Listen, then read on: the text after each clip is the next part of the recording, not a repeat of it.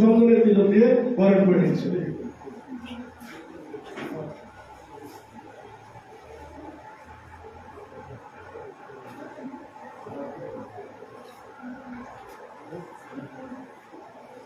এই বিদ্যালয়ের ছাত্র মীর মঞ্জুর সে চন্দনের তিলক দিয়ে বরণ করে নিচ্ছে।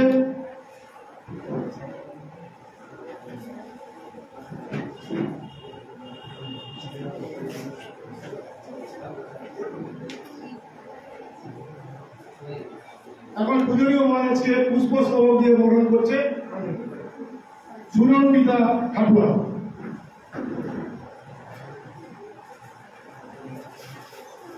এখন পূজনীয় মহারাজকে বরণ করে নিচ্ছে শ্রীমান মানস দাস।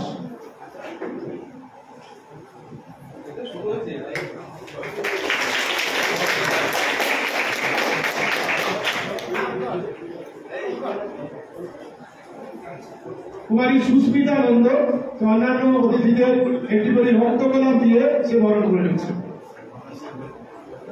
প্রফেসর ডক্টর অসীম মন্ডল মহাশয়কে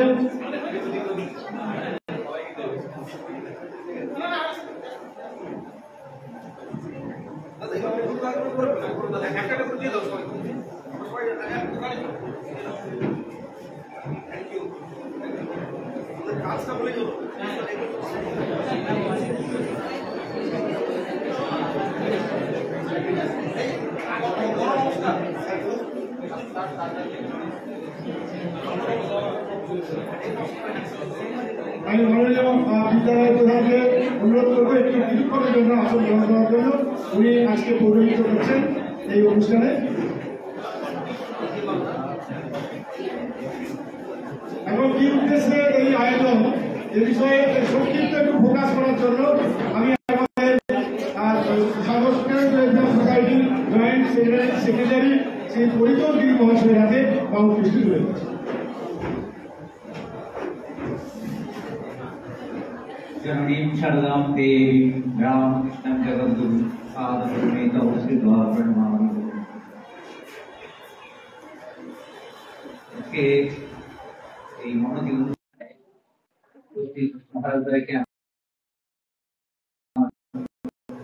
বিশিষ্ট অতিথি অধ্যাপক শিক্ষক যারা রয়েছেন তাদেরকে আমি শ্রদ্ধা জানাই, শুভেচ্ছা জানাই এবং জয়দেব বাবু সহ যারা রয়েছেন অন্যরা তাদের সকলকে আমার শ্রদ্ধা শুভেচ্ছা জানাই এবং বিশেষ করে আমার ছাত্র ছাত্রী ভাই বোনেরা যারা প্র্যাকটিক্যাল দেওয়ার পরেও এখানে বসে আছে তাদেরকে আগেই শুভেচ্ছা জানাচ্ছি। তোমরা ভাবছো যে 2-3 ঘন্টা প্র্যাকটিক্যালের পরে আবার এখানে মহারাজরা এসেছেন, কিন্তু তোমাদের জন্য এসেছেন। তোমরা যাতে ভবিষ্যতে নিজের পায়ে দাঁড়াতে পারো সেই উদ্দেশ্যে এসেছেন, তোমাদের জন্যই আসা, এটা জানবে। হ্যাঁ, এই যে কেরিয়ার কাউন্সিলিং কথাটা কত কঠিন শব্দ, কিন্তু জীবন তৈরি পার করতে গেলে নিজের অধিকার প্রতিষ্ঠা করতে গেলে এটা অত্যন্ত প্রয়োজন হয়ে পড়েছে। বর্তমান দিনে master degree, honours master degree lakh lakh ছেলে সব ঘুরে বেড়াচ্ছে, জেনারেল লাইনে চাকরির সুযোগ নেই, সব পরীক্ষা টরীক্ষা বন্ধ হয়ে গেছে। তাই বলে কি জগৎ স্থবির হয়ে যাবে? কর্মপ্রচেষ্টার জন্য স্বামীজি বলছিলেন কি, তোরা কি করবি, লেখাপড়া শিখছিস, একটা কেরানিগিরি করবি না ডেপুটিগিরি করবি? হ্যাঁ, কিন্তু নিজের পায়ে কিভাবে দাঁড়াতে হয় তার দিশা আজকে মহারাজরা দেখাবেন। যে উচ্চ মাধ্যমিকের পরে আমরা অনেক সময় পথ খুঁজে পাই না, কি করবো, কি নিয়ে পড়বো, ভুল পথে পরিচালিত হই। অনেক সময় দেখা যায় বহু কলেজে আমরা দেখি, বিদ্যালয়ে সব বিভিন্ন কলেজ থেকে এসে বিভিন্ন রকম গিফট দিয়ে মোটিভেশন করে তাদের নিয়ে ধরে নিয়ে চলে যাচ্ছে, গাদা গাদা টাকা খরচ করছে, কিন্তু আলটিমেটলি কিছু হচ্ছে না। কিন্তু এখানে ইনারা এসেছেন তোমরা যাতে সত্যি সত্যি নিজেরা প্রতিষ্ঠা পাও, অনেক কম খরচে যাদের পড়াশোনা করতে পারো, বা যাদের আর্থিক অবস্থা নেই তারাও যাতে স্কলারশিপ পেয়ে পড়াশোনা করে চালিয়ে যেতে পারো এবং নিজের পায়ে দাঁড়াতে পারো, সেই দিশা দেখাবে। এই উচ্চ মাধ্যমিক পরেই আমরা ভাবি আমি আর্টসে পড়ছি, আমাদের আমাদের কিছু হবে না। অনেক কিছু পদ আছে, সেই পদগুলো বাদ করে দেবেন এবং এই যে এর মধ্য দিয়ে তোমরা জানতে পারবে। আমি বেশি কিছু কথা বলবো না, বলতে সময় নষ্ট হবে। ওনারা আমাকে সবসময় পাবে, কিন্তু ওনাদেরকে সবসময় পাবে না। ওনাদের কাছে কথাগুলো শুনবো এবং তোমরা মন দিয়ে শোনো। একটু কষ্ট হবে ঠিকই, কিন্তু একটু মন দিয়ে শোনো। এবং বিশেষ করে যারা 11-এ আছে তাদের বেশি কাজ দেবে, কেন 1 বছর আগে থেকে তুমি পথ খুঁজে পাবে যে আমি কোন দিকে যাবো, কোন দিকে গেলে আমার সুবিধা হবে, কোন দিকে গেলে আমি সঠিক জায়গায় পৌঁছতে পারবো। এবং কেউ হতাশ হবে না, হতাশ হবে না। যাই সমস্যা থাকুক, সমস্যার মধ্য দিয়ে সমস্যাকে ওভারকাম করতে হবে, সমস্যাকে জয় করতে হবে, সেইভাবে এগোতে হবে। হ্যাঁ, কিন্তু আমরা সাগরে আছি বুঝতে পারি না, সাগরের বাইরে বেরিয়ে যাও। যখন ট্রেনে উঠবে দেখবে, আমি একবার ট্রেনে এতে উঠবো, সোনার তখন নরেন্দ্রপুরে থাকি। আমার ট্রেনে ওঠার সময় খুব একটা ছিল না যে শিয়ালদার দিকে যেতে হবে। আমার সঙ্গে 2জন বন্ধু ছিল, তারা বলছে পিছিয়ে আয়, পিছিয়ে আসবো কারণ ট্রেনে তো পিছিয়ে আয় কেন, গতি নিয়ে উঠতে হবে, নাহলে উঠতে পারবে না, ট্রেনে এত ভিড়। গতি নিয়ে ঠেলে ঢুকতে হবে। যখন নামবে বালিগঞ্জ স্টেশনে যখন নামবে, তখন তোমাকে যে কোনো ভাবে গেটের কাছে চলে যাবে, তোমাকে ঠেলে 1 কিলোমিটার 200 মিটার তোমাকে পার করে দেবে। সুতরাং এই হচ্ছে প্রতিযোগিতা, বিরাট প্রতিযোগিতা। তার মধ্যে থেকে স্ট্রাগল ফর এক্সিস্টেন্স, বাঁচার জন্য লড়াই করতে হবে, লড়াই করে বাঁচতে হবে। সেই জন্য নিজেদেরকে, এই 2 দিন আগে একজন ম্যাডাম আমাদের ক্যাম্পাসে, ডাক্তার ম্যাডাম এসেছিলেন। আমি বলছিলাম আমাদের মেয়েদের মধ্যে কেউ ডাক্তার হতে চায়, কিভাবে ওরা এগোবে। তিনি বললেন কোনো বিষয়ের উপর বেশি গুরুত্ব দিতে যাবে না, সমস্ত সাবজেক্টকে সমানভাবে গুরুত্ব দাও, সবটাই লাগবে। আর সবচেয়ে হচ্ছে যারা মাধ্যমিক পড়ছে, মাধ্যমিক বেসটা অত্যন্ত জরুরি। চাকরির ক্ষেত্রে বলো, চাকরি পরীক্ষার ক্ষেত্রে বলো, মাধ্যমিক বেসটা অত্যন্ত জরুরি। মাধ্যমিক বেস যাদের আছে তারা কিন্তু ঠিক দাঁড়িয়ে যাবে। সকলকে যথাযোগ্য সম্মান জানাই। মহারাজের কথা শুনবো আমরা।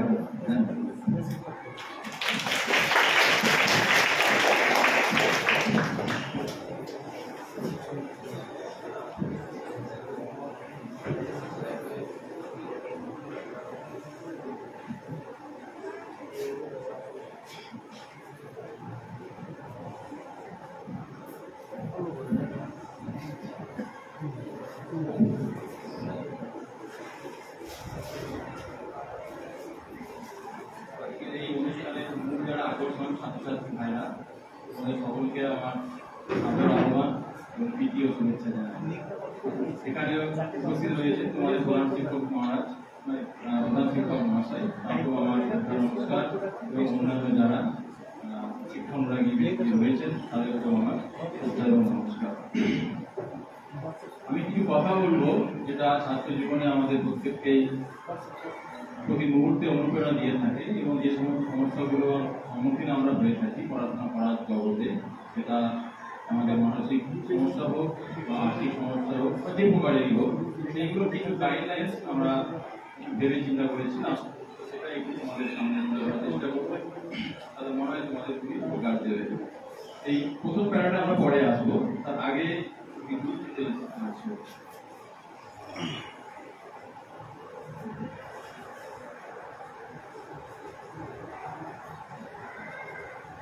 স্বামীজি প্রত্যেকে স্বামী বিবেকানন্দকে আশা করেছিল।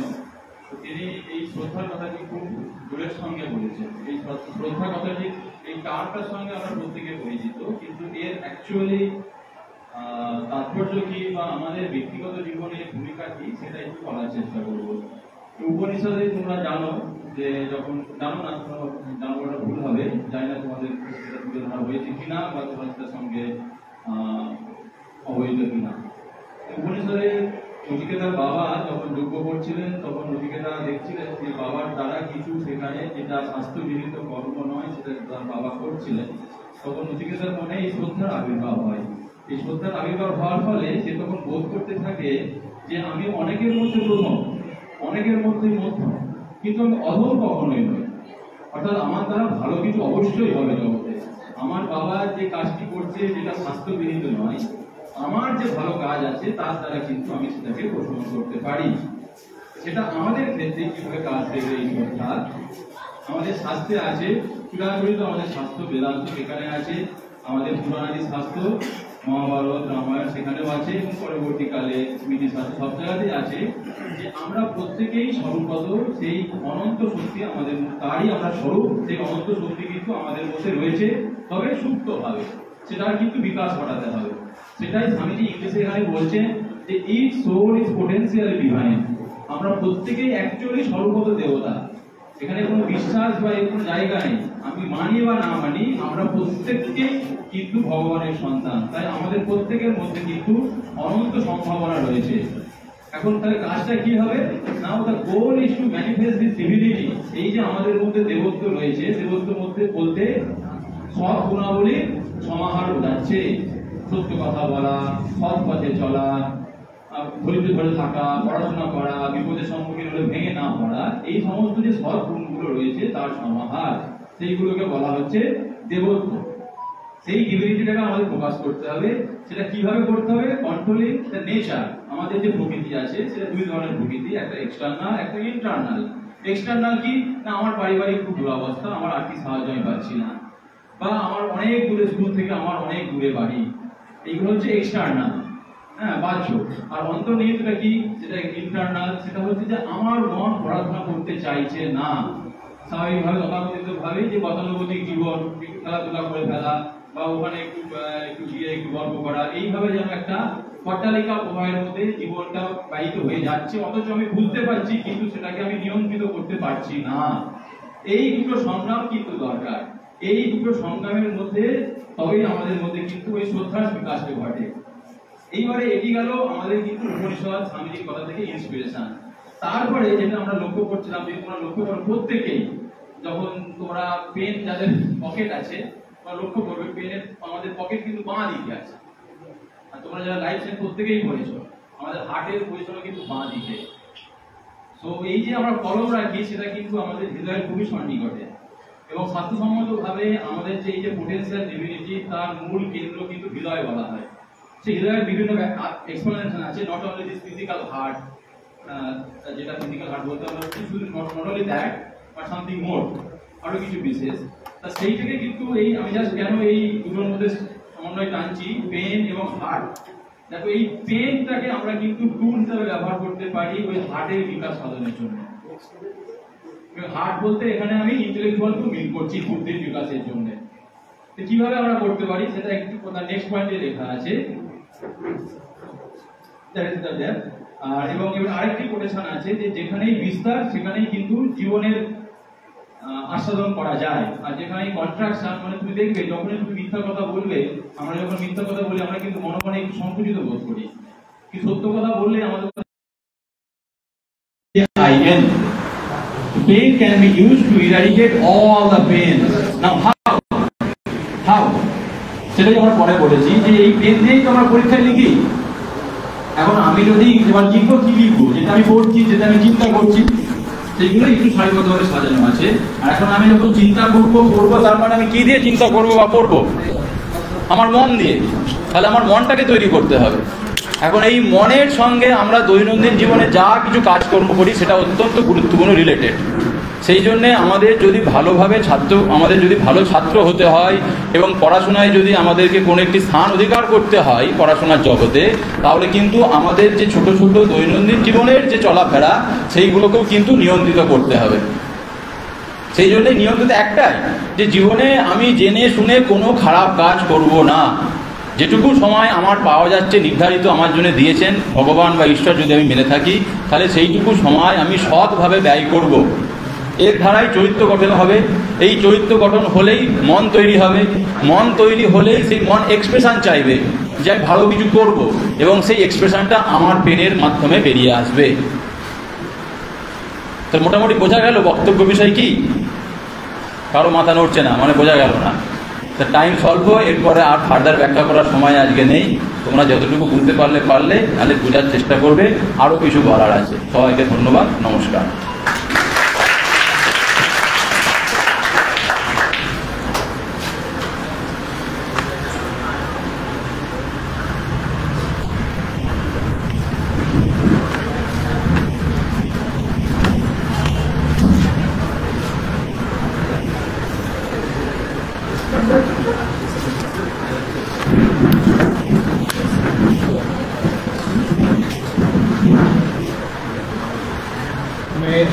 सरस्वती वरे भूति वक्रमितामसि नियतित्वं प्रसीदेषु नारायणे नमस्ते।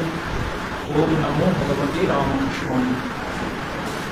আজকের এই অনুষ্ঠানে উপস্থিত আছেন আমাদের রামকৃষ্ণ মিশন আবাসিক মহাবিদ্যালয়ের পরীক্ষা নিয়ামক শ্রীমৎ স্বামী বিবেকানন্দজি মহারাজ, তার চরণে প্রণাম নিবেদন করি। এই স্কুল সুন্দরবন জনকল্যাণ সংঘ বিদ্যানিকেতন, সেই স্কুলের প্রধান শিক্ষক মহাশয় অশোকবাবু এবং অন্যান্য শিক্ষাকর্মী শিক্ষিকারা যারা আছেন তাদেরকে আন্তরিক শ্রদ্ধা কৃতজ্ঞতা জ্ঞাপন করি। কারণ এই একটি পরিসর পাওয়ার জন্য, এই জায়গা দেওয়ার জন্য, এই অনুষ্ঠানটি আয়োজনের জন্য তাদেরকে আন্তরিক শ্রদ্ধা কৃতজ্ঞতা জানাই। এইটি সহায়তা তিনি করেছেন, এই প্রোগ্রামটি অনুষ্ঠানটি করার জন্য যিনি সহযোগিতা করেছেন, কোঅর্ডিনেট করেছেন আমাদের প্রিয় জয়দেবদা, পরিতোষদা আছেন, রবিদাও এসছেন, তাদেরকেও শ্রদ্ধা নমস্কার জ্ঞাপন করি। এবং অন্যান্য শিক্ষক শিক্ষিকারা যারা এসছেন, আমাদের রামকৃষ্ণ মিশন আবাসিক মহাবিদ্যালয়ের শিক্ষকেরা এসছেন, তাদেরকেও শ্রদ্ধা ও নমস্কার জ্ঞাপন করি। মূলত যার চেষ্টায় যিনি সম্পূর্ণ প্রোগ্রামটি কোঅর্ডিনেট করেছেন আমাদের অসীমদা, তাকে আমার বিশেষ ধন্যবাদ এবং নমস্কার জ্ঞাপন করি। পুরো প্রোগ্রামটাই উনি কিন্তু কোঅর্ডিনেট করেছেন এবং অ্যারেঞ্জ করেছেন। এবং সর্বোপরি যাদের জন্য এই অনুষ্ঠান, প্রিয় ছাত্র ও ছাত্রীরা। কিছুক্ষণ আগে মহারাজ খুব সুন্দরভাবে বললেন যে মূল্যবোধের ব্যাপারটা কি, কেন তার প্রয়োজনীয়তা কোথায় এবং তাকে আধার করে পরবর্তী জীবনে কিভাবে আমরা সাফল্য পেতে পারি। আমি কিন্তু একটু অন্য সুরে বলবো। আমি মেনলি বলবো আমাদের পরিচয়টা কি, সেই পরিচয়টা একটু বিস্তারিতভাবে তোমাদের সঙ্গে একটু ভাগ করে নেব। তোমরা জানো যে আমরা রামকৃষ্ণ মিশন আবাসিক মহাবিদ্যালয় থেকে এসেছি।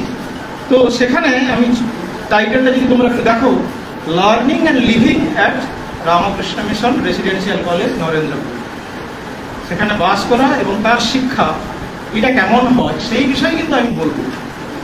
এখন প্রশ্ন হচ্ছে, এখানে যারা বসে আছো, আমি তোমাদের তুমি করেই বলছি, কারণ তোমাদের উদ্দেশ্যেই বলছি যে তোমরা কিন্তু প্রত্যেকেই বিদ্যার্থী বা শিক্ষার্থী, তাই না? তাহলে প্রথম আমাদের জানতে হবে শিক্ষা জিনিসটা কি। তো সেই শিক্ষা সম্বন্ধে জানতে গেলে সবচেয়ে বড় শিক্ষক এই পৃথিবীতে তিনি অবতীর্ণ হয়েছিলেন, যাকে শ্রীরামকৃষ্ণের এক শিষ্য স্বামী শারদানন্দজি বলছেন আচার্যাণম মহাচার্য। বলছে এই জগতে যত আচার্যগণ এসেছেন তাদের মধ্যে শ্রেষ্ঠ আচার্য ভগবান শ্রী রামকৃষ্ণ। তিনি বলছেন একটা কথা যে আমরা যতদিন বাঁচব ততদিন কিন্তু আমাদের শিক্ষা লাভ করতে হবে। এই জিনিসটা কিন্তু তোমরা কিন্তু হৃদয়ে কিন্তু গেঁথে রাখো। মনে করবে না যে আমাদের 11-12 শেষ হয়ে গেল, কলেজে পড়লাম বা ইঞ্জিনিয়ারিং কলেজে গেলাম, মেডিকেল কলেজে গেলাম, সেখানকার শিক্ষা ব্যবস্থা শেষ হয়ে গেল, বাস আমাদের শিক্ষা কমপ্লিট। নেক্সট ফ্যামিলিতে তাদের শিক্ষার কথা ভাব, আমার কাজ কমপ্লিট হয়ে গেছে।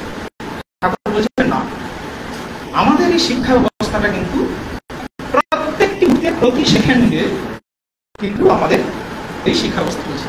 তো সেই মহাচার্য ভগবান শ্রী রামকৃষ্ণ তিনি বলছেন কি, যাবৎ বাঁচি তাবৎ শিখি। যতদিন আমরা বাঁচবো ততদিন কিন্তু আমরা শিক্ষা গ্রহণ করবো। এবং তিনি বলছেন কি, এই শিক্ষক কারা হবে? বলছে চোখের সামনে যাই দেখছি তারাই কিন্তু এক এক করে প্রত্যেকেই আমাদের শিক্ষক। অর্থাৎ কি, আমাদের সেই শ্রদ্ধার কথা মহারাজ বলছিলেন, সেই শ্রদ্ধা সম্পূর্ণ হতে হবে আমরা সেই শিক্ষাটা অর্জন করতে চাই কিনা। আমরা যদি চাই কিন্তু প্রতি মুহূর্তে আমরা সেই জ্ঞান কিন্তু অর্জন করতে পারবো। এইবার শ্রীরামকৃষ্ণের অন্যতম শিষ্য স্বামী বিবেকানন্দ। তোমরা বিবেকানন্দকে শোনোনি? এমন কেউ আছে? স্বামী বিবেকানন্দের নাম কেউ শোনেনি? সবাই শুনেছে। কেউ যেহেতু হাত তুলছে না, তেমন সবাই শুনেছে। তো তিনি শিক্ষা সম্বন্ধে বিস্তৃত বহু জায়গায় তার শিক্ষা সম্বন্ধীয় যে আলোচনা আমরা পাই, তোমরা যদি বাণীয় রচনা, যেটা হচ্ছে complete works of Swami Vivekananda, ওইটা যদি তোমরা দেখো, তোমরা কিন্তু দেখবে প্রতি জায়গায় তিনি কিন্তু শিক্ষা সম্বন্ধে বলে যাচ্ছেন। তো আমি জাস্ট খুব জিস্ট কয়েকটা পয়েন্ট তোমাদের তুলে ধরেছি, তোমরা ওই দিকে তাকাবে। প্রথম যে পয়েন্টটা সেটা তোমরা সবাই জানো। মহারাজে বলছেন যে বললেন একটু আগে যে শিক্ষাটা কি না, শিক্ষাটা অ্যাকচুয়ালি আমাদের ভেতরেই আছে, সেটাকে প্রকাশ করতে হবে। শিক্ষাটা আমরা কোনো কিছু বাইরে থেকে যে শিখছি তা নয়, মানে সেই শিক্ষাটাকে আমাদের প্রকাশ করতে হবে, ম্যানিফেস্ট করতে হবে। ম্যানিফেস্টেশন অফ পারফেকশন আমাদের ভেতরেই আছে, সেটাকে ম্যানিফেস্ট করবে। দ্বিতীয় পয়েন্ট বলছেন কি, শিক্ষার প্রকৃতিটা কেমন হবে না, শিক্ষাটা স্বামীজি বলছেন প্রথম কথা হচ্ছে চরিত্র আমাদের ভালো হতে হবে। চরিত্রের কথা মহারাজ বলছিলেন যে চরিত্রটা খুব সুন্দর হতে হবে, মনের শক্তি বৃদ্ধি করতে হবে, আর কি বুদ্ধির প্রসারণ ঘটাতে হবে। বলে এই তিনটি কম্পোনেন্ট যদি বাদ চলে যায় তাহলে কিন্তু শিক্ষা হলো না। এই তিনটি জিনিস কিন্তু আমাদের মাথায় রাখতে হবে। চরিত্রবান হতে হবে, আর হচ্ছে কি না মনের শক্তি যাতে বৃদ্ধি হয় সেই চেষ্টা করতে হবে। কারণ কি ওই মনের কথা মহারাজ একটু আগে বলছিলেন, এই মানসিক শক্তি যদি বৃদ্ধি না হয় জগতের কোনো কাজই সম্ভব নয়। আমি কিন্তু পঙ্গু হয়ে গেলাম, ফিজিক্যালি পঙ্গু না হলেও মেন্টালি কিন্তু আমি পঙ্গু হয়ে গেলাম, প্যারালাইজড পারসন, মানে আমার দ্বারা কোনো কিছুই হবে না। সেই জন্য মানসিকভাবে কিন্তু আমাদের শক্তিশালী হতে হবে। আর তৃতীয় হচ্ছে কি না বুদ্ধির প্রসারণ। তুমি যে কোনো জায়গায় যাও, খুব সামান্য জিনিসও তোমার যদি বুদ্ধিবৃত্তি না থাকে তাহলে কিন্তু সেই সামান্য জিনিসটিও করতে পারবে না। তার মানে কি বৃহত্তর কাজ আমি ছেড়েই দিলাম, সামান্য কাজের জন্য বুদ্ধির দরকার। সেই জন্য স্বামীজি বলছেন যে শিক্ষা হচ্ছে এমন একটা জিনিস যেটা কিন্তু সেই বুদ্ধির প্রসারণ ঘটাবে। এই জিনিসটি কিন্তু আমাদের মাথায় রাখবে। তাহলে এই জিনিসটি হয়ে গেল। এবার হচ্ছে একজন শিক্ষার্থীর কাছ থেকে আমাদের আশা কি, আমরা তার প্রত্যুত্তরে কি পাবো। স্বামীজি বলছেন শিক্ষার্থী হচ্ছে সে নিজেকে তৈরি করবে বি, এবং সে কিন্তু অন্যের জন্য তার চারপাশে যারাই আছেন তাদের জন্য সে ভাববে। Be and make, that should be the ideal. আমি নিজে ভালো হবো, চরিত্রবান হবো, আমার চারপাশে যারা আছে তাদেরকেও ভালো হতে সাহায্য করবো। এই তিনটে কিন্তু স্বামীজির শিক্ষার যতগুলো ডেফিনেশন পাওয়া যায়, এই তিনটে হচ্ছে তার জিস্ট। মানে এইটারই পারমুটেশন এবং কম্বিনেশন করলে অনেক তার তথ্য আমরা পেতে পারি, কিন্তু এটাই হচ্ছে জিস্ট। এখন প্রশ্ন হলো তাহলে শিক্ষা করার যে তার প্রয়োজনীয়তাটা কী এবং সেটা করলে কি হয়, সেই জিনিসগুলো আমরা জানলাম। এখন নেক্সট প্রশ্ন যেটা আমাদের মনে আসছে, তাহলে আদর্শ শিক্ষা কিভাবে হতে পারে, that the next question. Swamiji সেটা খুব সুন্দর অ্যান্সার দিচ্ছে। তোমরা জানো আগেকার দিনে এই যে শিক্ষা ব্যবস্থাটা, তখন বলা হতো যে আমাদের 4টি আশ্রম, ব্রহ্মচর্য, গার্হস্থ্য, বানপ্রস্থ, সন্ন্যাস। সেই ব্রহ্মচর্য অবস্থায় প্রত্যেককেই যারা কি করতো না গুরুর বাড়িতে গিয়ে, গুরুর আশ্রমে গিয়ে সেখানে বিদ্যা লাভ করত। তো বলা হয় সমিত পাণি শ্রোত্রিয়ম ব্রহ্মনিষ্ঠম। ব্রহ্মনিষ্ঠ মানে যিনি জ্ঞানীগুণী ব্যক্তি, যিনি তার কাছে একজন ছাত্র বা শিক্ষার্থী বা বিদ্যার্থী তারা কিন্তু শ্রদ্ধা নিয়ে একজন গুরুর কাছে যাবেন এবং গুরু যেমন যেমন উপদেশ দেবেন সেগুলোই তারা কিন্তু অনুশীলন করবে এবং তাদের নিজের জীবনে যাতে প্রতিফলিত হয় সেই চেষ্টা করবে। এবং তখন স্বামীজি একদিন তার গুরু ভাইদের সঙ্গে আমাদের শরৎচন্দ্র চক্রবর্তী, গিরিশ মহারাজ এনারা আছেন, একদিন দুঃখ করে বলছেন জানলার দিকে মুখ করে যে যদি এরকম একটা সিচুয়েশন হতো সেই শিক্ষা কিন্তু আমরা ফিরিয়ে আনতে পারতাম, এখনকার বর্তমান সমাজেও সেটা ফিরিয়ে আনতে পারতাম। স্বামীজি কিন্তু এই একটি ধারণা একটা সবসময় ছিল যে এইটা যদি ফিরিয়ে আনা যায়, এইটা হচ্ছে ব্যাক অফ দ্য মাইন্ড, এই হচ্ছে তার দৃষ্টি ছিল। আর উনি কি বললেন, একটা সংযোজন কি করলেন, সংযোজন করলেন যে আমরা শুধু বৈদিক যুগে পড়ে থাকলে কিন্তু চলবে না। এই শিক্ষা ব্যবস্থা যেটা হচ্ছে বৈদিক পরম্পরা থেকে চলে আসছে তার সঙ্গে কি যুক্ত হবে কি না ওয়েস্টার্ন সায়েন্স। ওয়েস্টার্ন সায়েন্স মানে স্বামীজি এখানে বলতে চেয়েছেন বিজ্ঞান মনস্কতা, লজিক সেন্স, সেই জিনিসটা যেন কম্বাইন করলে তিনি বলছেন যে একটা সমাজ উন্নতি হবে যদি আমাদের এই আধ্যাত্মিকতা এবং পাশ্চাত্যের যে বিজ্ঞান, এই দুটোর যদি সিনথেসিস করা যায়, সমন্বয় করা যায়, তবেই কিন্তু পূর্ণাঙ্গ মানুষ বা পূর্ণাঙ্গ জাতি, পূর্ণাঙ্গ দেশ সেটা কিন্তু তৈরি হবে। এখন এই ভূমিকা, এই জিনিসটাকে মাথায় রেখে এই যে ছবিটি তোমরা দেখতে পাচ্ছ একজন মহারাজের, যে জায়গা থেকে আমরা এসছি, যার নামকরণ, যার স্রষ্টা তিনি নরেন্দ্রপুর, তার প্রাণপুরুষ স্বামী লোকেশ্বরানন্দজি মহারাজ। স্বামীজির ভাবনায় তিনি সম্পৃক্ত ছিলেন এবং সেই ভাবনাকে কি করে বাস্তবে প্রয়োগ করা যায় তার স্বপ্ন কিন্তু সবসময় দেখতেন। সময়টি ছিল প্রাক স্বাধীনতার সেই সময়কাল। তখন রেফিউজিরা আশ্রয় নিচ্ছে, তাদের জায়গা নেই এবং একটি ছাত্রাবাস গঠন হয় বেলুড় মঠের উদ্যোগে। জায়গাটি ছিল পাথুরিয়া ঘাটা এবং তার দায়িত্বভার দেওয়া অর্পণ করা হয় এই যে মহারাজকে দেখছো তোমরা, স্বামী লোকেশ্বরানন্দজি মহারাজ পূজ্যপাদ, ওনাকে দেওয়া হয়। উনি ভাবলেন শুধুমাত্র যদি ছাত্রাবাসের মধ্যে সীমাবদ্ধ থাকে তাহলে স্বামীজির ভাবকে যেন পূর্ণাঙ্গ রূপ দেওয়া যাবে না। ধারণা করলেন স্বামীজি যে অর্থে গুরুকুল বাস, গুরুগৃহে বাস, এই ভাবনা নিয়ে যে শিক্ষার কথা বলেছেন, সেরকম একটা প্রতিষ্ঠান আমরা কি তৈরি করতে পারি? 1960 সাল জন্ম নিল রামকৃষ্ণ মিশন আবাসিক মহাবিদ্যালয় নরেন্দ্রপুর। সেখানে গরিব দুস্থ ছেলেরা তারা কিন্তু এই বিদ্যালয়ে এখানে থেকেই আচার্য এবং সন্ন্যাসী মহারাজের সাহচর্য থেকেই তারা কিন্তু বিদ্যা লাভ করবে এবং সেই 1960 সাল থেকে কিন্তু তার পথ চলা রামকৃষ্ণ মিশন আবাসিক মহাবিদ্যালয় নরেন্দ্রপুর। এখন তাহলে প্রায় 1960 থেকে যদি এখন আমরা কল্পনা করি, আমরা যদি একটু ক্যালকুলেট করি, 2025 প্রায় 65 বছর হয়ে গেল। সেই 65 বছরের ইতিহাসে সংক্ষিপ্ত কিছু সাফল্য আমি তোমাদের কাছে তুলে ধরছি।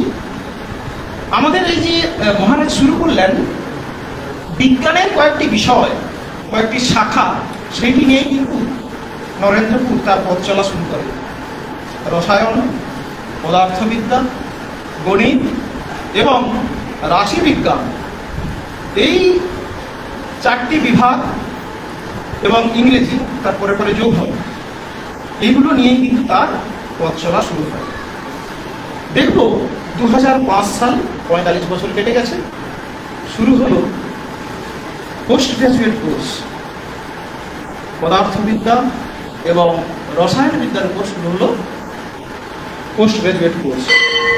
তারপর 2008 সাল, এতদিন পর্যন্ত 2008 সালের আগে আমরা এই নরেন্দ্রপুর, এটা কিন্তু কলিকাতা বিশ্ববিদ্যালয়ের অধীনে ছিল। মানে সমস্ত পরীক্ষা ব্যবস্থা থেকে শুরু করে তার যে সিলেবাস, প্রত্যেকটাই কিন্তু কলিকাতা বিশ্ববিদ্যালয়ের আন্ডারে ছিল।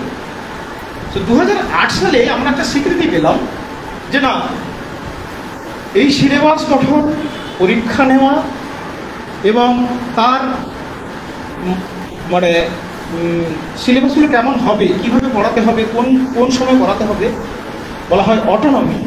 সেই অটোনমি আমাদের 2008 সালে আমরা পাই। তাহলে পিজি হলো, এর পরে পরবর্তী শিক্ষা ব্যবস্থা কি? রিসার্চ। তো রিসার্চও তার পরে পরে শুরু হলো, কিন্তু 2014 সালে আমাদের একটি স্বাধীন একটি গবেষণা সংস্থা বিবেকানন্দ সেন্টার ফর রিসার্চ, সেটি তৈরি হলো 2014 সালে। তোমরা সবাই নাম শুনেছো, ন্যাক বলে একটি সংস্থা আছে, যারা করে কি, তোমরা যেমন পরীক্ষায় নাম্বার পাও, তারাও করে কি, এই যে কলেজ এবং বিশ্ববিদ্যালয় আছে ভারতবর্ষে, তারও একটা মূল্যায়ন করে, তার একটা পরীক্ষা, তাদের পরীক্ষাটার পদ্ধতি আলাদা, কিন্তু তারাও একটা মূল্যায়ন করে। এবং এই ন্যাকের আন্ডারে, ন্যাকের অধীনে তাদের যতগুলো কলেজ আছে আমাদের এই দেশে, তাদের কিন্তু এই পরীক্ষার মধ্য দিয়ে যেতে হয়। সেখানে আমাদের এই কলেজ কিন্তু পরপর 3 বার কিন্তু তার মূল্যায়ন হয়েছে এবং সবার শেষের যে মূল্যায়ন 2021 সাল কোভিড পর্বে হয়েছিল, সেখানে আমরা A+ এবং সিজিপিএ, যাতে মূল্যায়নটা তোমরা যদি সিজিপিএ হয়তো বুঝবে না, তার মূল্যায়নটা হচ্ছে 3.46, 4-এর মধ্যে এই একটা নাম্বার আমরা পেলাম, এই একটা গ্রেড আমরা পেলাম। আরেকটি সংস্থা আছে, তারা হচ্ছে NIRF বলে, national institutional ranking for framework. ওরা করে কি, আমাদের দেশের যতগুলো কলেজ আছে, যতগুলো বিশ্ববিদ্যালয় আছে, ওদের প্রত্যেককে একটা স্তরে ভাগ করে, কলেজের স্তর, বিদ্যালয়ের স্তর, বিশ্ববিদ্যালয়ের স্তর। তো আমাদের দেশের যতগুলো কলেজ আছে, তোমরা দেখতে পাবে আমাদের এই কলেজ 2020 সাল থেকে ক্রমাগত 20, 19, 24 এই র্যাঙ্কের মধ্যে কিন্তু স্থান অধিকার করেছে। ভারতবর্ষের মধ্যে যতগুলো কলেজ আছে তার মধ্যে কিন্তু এই স্থান অধিকার করেছে। আর একটা জিনিস তোমরা দেখতে পাবে, আমি বললাম যে 2014 সালে আমাদের গবেষণার কাজ, গবেষণা কেন্দ্র তৈরি হয়, সেখানে ছাত্ররা, শিক্ষকেরাও তারা গবেষণার কাজে নিযুক্ত আছেন।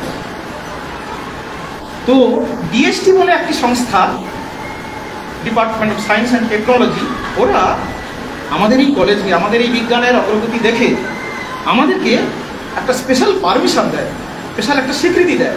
সেটা কি না, scientific and industrial research organization, SIRO, SIRO, এই উপাধি আমরা একটা পাই, যেখানে কি না বিজ্ঞান এবং প্রযুক্তি তার যে গবেষণার একটা বড় কেন্দ্র রামকৃষ্ণ মিশন আবাসিক মহাবিদ্যালয় নরেন্দ্রপুর সেই স্বীকৃতি কিন্তু পায়।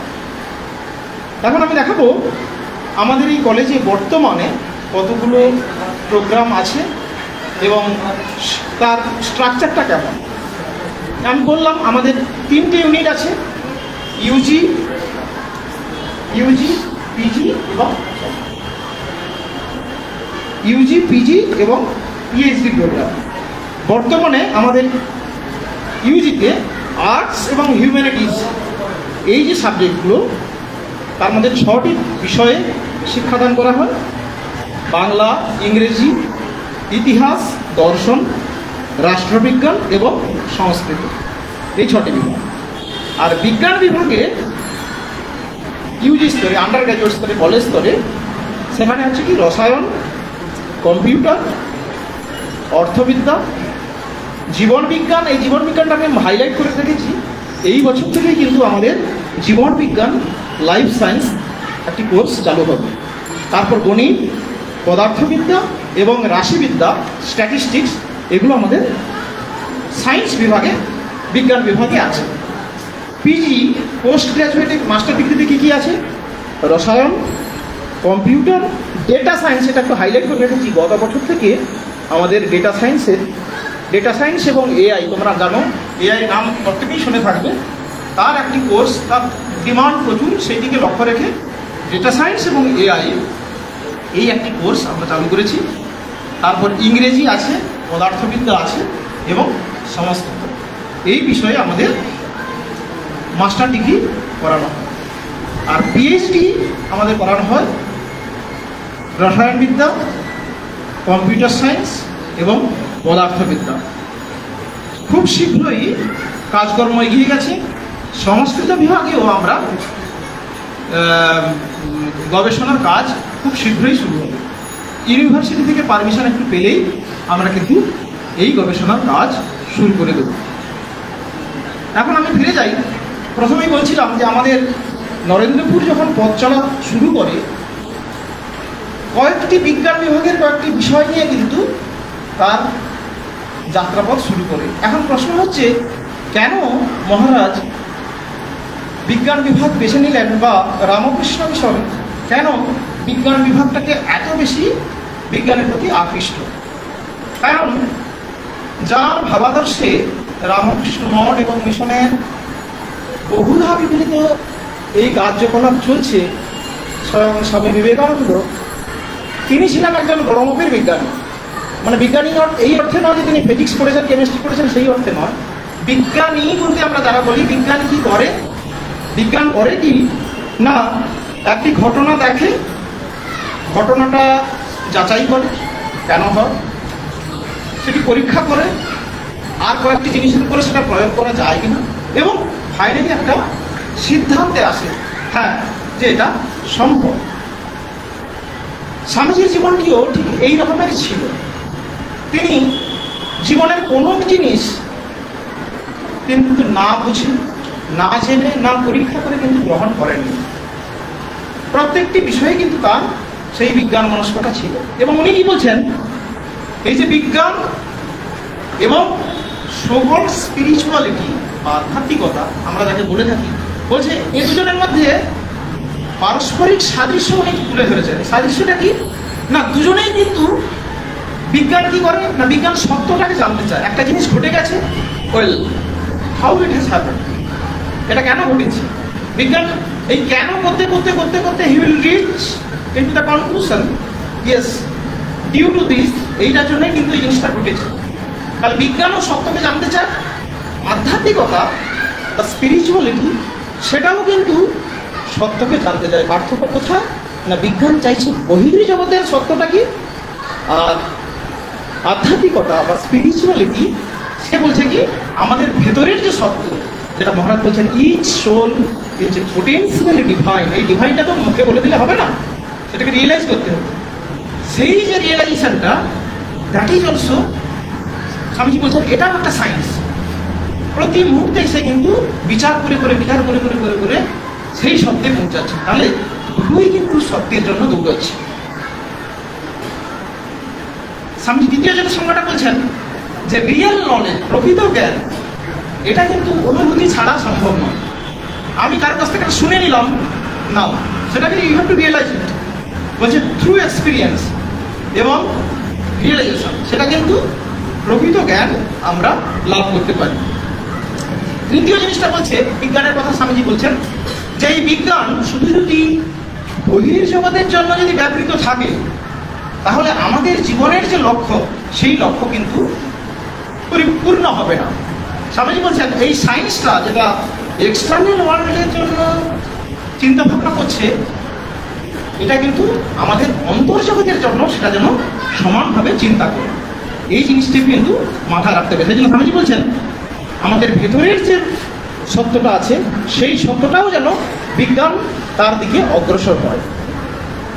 আর চতুর্থ যেটা বলছেন যে বিজ্ঞান যেমন একটা সত্যকে আমরা বলি না ডিসকভার করেছে, আর ডু মিন বাই ডিসকভারিং, সেটা আবৃত ছিল, সেই আবরণটি খুলে দেওয়া হয়েছে, এই জন্যই তার নাম হচ্ছে ডিসকভার। তো এই জন্য স্বামীজি বলছেন যে বিজ্ঞান কি করে না, বিজ্ঞান ওই আবরণটাকে সরিয়ে দেয়। যে আবরণটা ছিল, ঢাকা পড়েছিল, সেই আবরণটা সরিয়ে দেয়। ঠিক তেমনি আমাদের আধ্যাত্মিকতা, সেটাও কিন্তু আমাদের যে অজ্ঞানের আবরণ আছে, সেই আবরণটাকে সরিয়ে দেয়। তো স্বামীজির এই যে প্রত্যেকটি স্টেজে, প্রত্যেকটি পয়েন্টে তার যে বিজ্ঞান মনস্কতা, আমরা স্বামীজি যখন আলোচনা করা হয়, আমরা তার ওই আধ্যাত্মিক দৃষ্টিটাই আমরা সবার সামনে তুলে ধরি।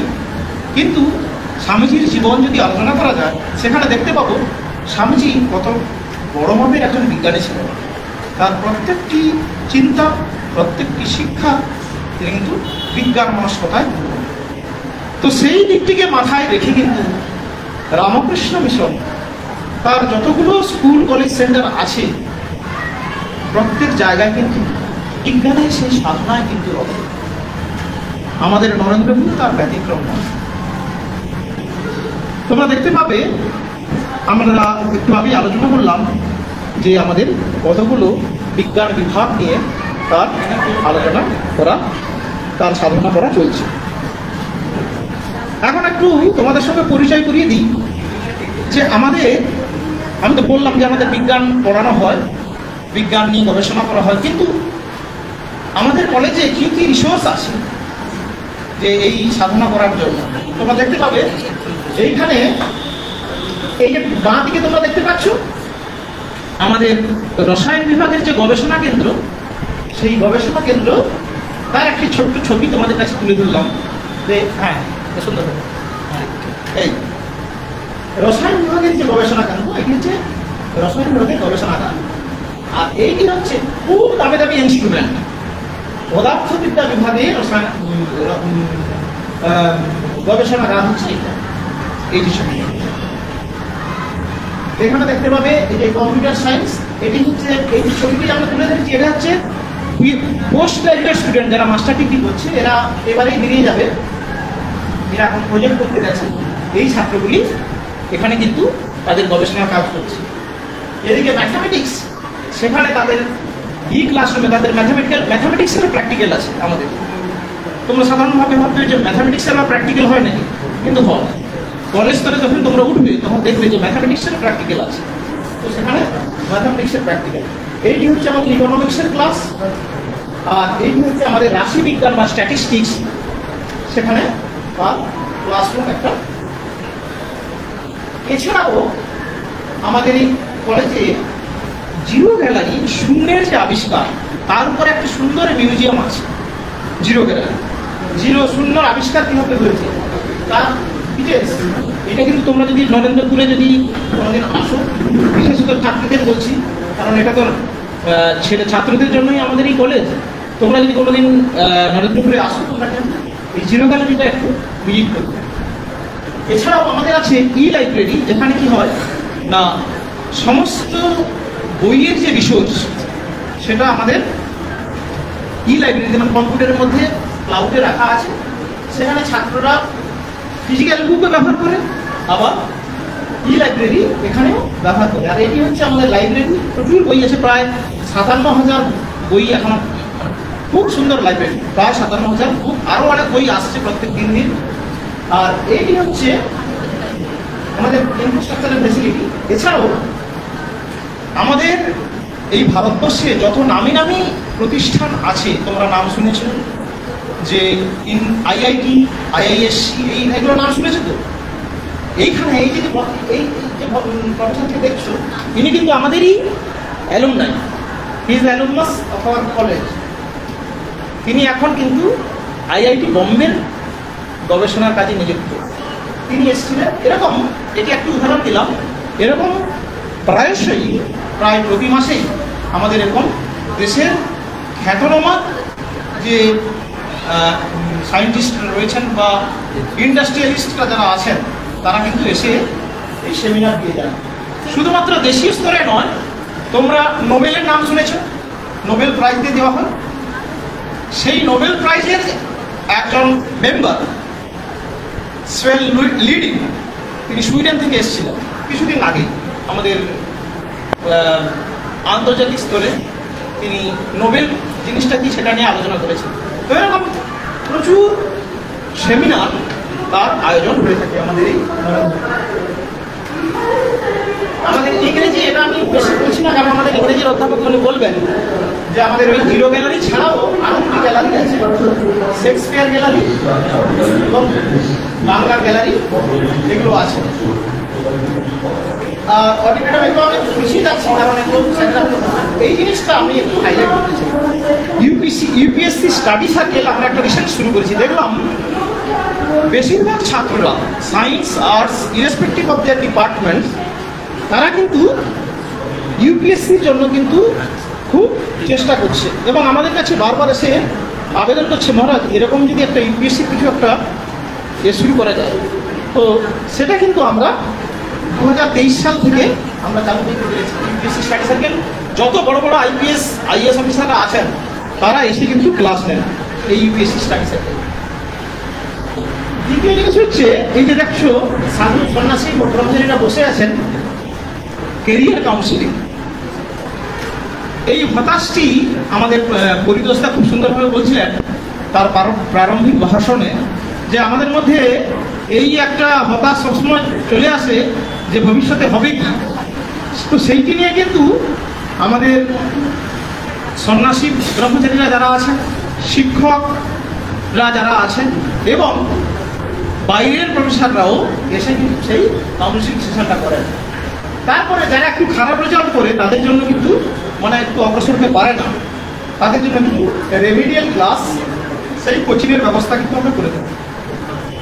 আর একটি হচ্ছে স্টুডেন্টস কলোকিয়াম, খুব ইম্পর্ট্যান্ট। যারা গবেষণার দিকে যাবে তাদের কিন্তু পার্ট অ্যান্ড পার্সেল সেটা হচ্ছে কি না রিসার্চ টপিক প্রেজেন্ট করা। তো সেটা আমরা প্রথম থেকেই শুরু করেছি যে কলেজে পড়াকালীনই তাদের মধ্যে যেন সেই হ্যাবিট তৈরি হয়। তারা একটা টপিক নিয়ে নেবে, সেটা নিয়ে কিন্তু তারা বলবে সবার সামনে, স্যারেরাও থাকবেন, স্টুডেন্টসরাও থাকবেন, এবং তারপরে শুধু বলা নয়, তারপরে কিন্তু ওটা থেকে প্রশ্ন হবে, সেই প্রশ্নের সম্মুখীন সেই ছাত্রকে হতে হবে। তো এই একটা স্টুডেন্টস কলোকিয়াম আমরা চালু করেছি এবং এইখানে দেখবে নেট, তোমরা নেট পরীক্ষা বলে একটা পরীক্ষা হয় শুনেছো, যে পিএইচডি করার জন্য বা এই কলেজে আসার জন্য যেটা দরকার নেটের একটা ডিগ্রি, সেইটাও কিন্তু নেটের একটা র্যাঙ্ক, সেটাও আমরা চালু করেছি। এবার হচ্ছে কি, পড়াশোনা তো ছেলেরা করলো, হোয়াট নেক্সট, এই জিনিসটা খুব ইম্পর্টেন্ট, তোমরা খুব শুনবে যে পড়াশোনা 3 বছর ধরে করলাম, এখন 4 বছর হয়ে গেছে, তাহলে এর পরবর্তী জীবনটা কেমন হবে। আমি মূলত বিজ্ঞানের ব্যাপারটাই বলবো। আমাদের হিউম্যানিটিজ এবং কলা বিভাগের জন্য আমাদের অন্যান্য স্যারেরা আছেন, তারা বিশদভাবে বলবেন। আমি এই জন্য বিজ্ঞানটাকে এখানে আমি হাইলাইট করেছি। দেখো, আমাদের দেশীয় স্তরে প্রচুর পরীক্ষা হয়, এইটা ছাত্রছাত্রীরা তোমরা দুজনেই প্রত্যেকেই শুনে রাখবে, প্রচুর পরীক্ষা হয়। তার মধ্যে খুব ইম্পর্টেন্ট যেগুলো, আরও অনেক পরীক্ষা আমরা ছাত্ররা অংশগ্রহণ করে, আমি শুধুমাত্র এইগুলোই তোমাদের সামনে তুলে ধরেছি, কারণ এগুলো হচ্ছে টপ ক্লাস। আমাদের ভারতবর্ষে এখন পর্যন্ত টপ ক্লাস যে কম্পিটিটিভ এক্সাম, সেগুলো হচ্ছে এই জ্যাম। এই জ্যাম জিনিসটা কি? এই জ্যাম জিনিসটা হচ্ছে, এটা এক ধরনের একটা পরীক্ষা, যে পরীক্ষা দিলে আইআইটি সেখানে অংশগ্রহণ করা যায়, সেখানে পড়ার সুযোগ পাওয়া যায়, ভালো র্যাঙ্ক করতে হবে। যেমন তোমরা অনেকেই আছো যারা 11-12 পাস করে গেছো বা পরীক্ষা দিয়েছো, তাদের কিন্তু মনে সবসময় একটা চিন্তা থাকে আইদার ইঞ্জিনিয়ারিং অথবা ডাক্তার, এই ছাড়া যেন আর ভবিষ্যৎ আর কিছুই নেই, এবং তার জন্য তোমরা নিট এবং ইঞ্জিনিয়ারিংয়ের জন্য পরীক্ষা দাও, জয়েন্ট এক্সাম। ঠিক তেমনি এই যে পরীক্ষাটি জ্যাম, এটাও হচ্ছে কিন্তু joint admission test for master degree. তো এইটা হচ্ছে আমাদের ছাত্ররা পরীক্ষা দেয়। এই যে graduate aptitude test for engineering, GATE বলে একটি এক্সাম আছে, এই পরীক্ষাটি যদি তোমরা দিতে পারো, শুধু দেশীয় স্তরে নয়, দেশীয় স্তরে তোমরা যে টেকনিক্যাল মানে ইঞ্জিনিয়ারিং লাইনে তোমরা যদি এমটেক করতে চাও, যারা ধরুন ইঞ্জিনিয়ারিং বিটেক করার পর এমটেক করে, তো এখানেও তোমরা কলেজে পড়ার পরেই এই গেট পরীক্ষা যদি তোমরা দিতে পারো, ক্লিয়ার করতে পারো, 500-র মধ্যে যদি র্যাঙ্ক করতে পারো, তোমরাও কিন্তু ওরা যারা ইঞ্জিনিয়ারিং পড়ে 4 বছর পড়ে যারা বিটেক ডিগ্রি অর্জন করেছিল, বিটেকের পর এমটেকে, তোমরাও কিন্তু ডাইরেক্টলি কলেজে পড়ে কিন্তু তারা ফিজিক্স কেমিস্ট্রি এই সাবজেক্টগুলো পড়েই কিন্তু তোমরা কিন্তু ওদের সঙ্গে কিন্তু একত্রিত হতে পারবে, এমটেকে ঢুকে যাবে। এছাড়াও বাইরের কয়েকটি ইনস্টিটিউট আছে, যেমন সিঙ্গাপুরের কয়েকটি প্রতিষ্ঠান আছে, সেখানেও কিন্তু এই গেটে যদি তুমি ভালো র্যাঙ্ক করতে পারো, এই র্যাঙ্কের বেসিসে কিন্তু তারা সিঙ্গাপুরের যে খুব নামি নামি প্রতিষ্ঠান, সেই প্রতিষ্ঠানেও কিন্তু তোমরা চান্স পেতে পারো। তো এই জিনিসটা একটু তোমরা মাথায় রাখবে। তারপর জেস্ট বলে একটি পরীক্ষা, এটি মূলত যাদের ফিজিক্সের প্রতি, পদার্থবিদ্যার প্রতি যাদের আকর্ষণ বেশি, তারা এই জেস্ট, ফিজিক্স এবং কম্পিউটার সায়েন্স তারা দুজনেই দিতে পারবে। এটা করলে কি হয়, এটা করলেও তোমরা কিন্তু এই এমটেক করার যে কথা বললাম, পিএইচডি করার কথা, এগুলোর কিন্তু দ্বার তোমাদের কাছে খুলে যাবে। তারপর আর একটি পরীক্ষা হয় TIFR, tata institute for fundamental research. তার প্রতিষ্ঠান এখন পর্যন্ত বম্বে থেকে শুরু হয়েছিল, এখন ব্যাঙ্গালোরে আছে তার একটি ইউনিট, হায়দ্রাবাদে একটি ইউনিট আছে।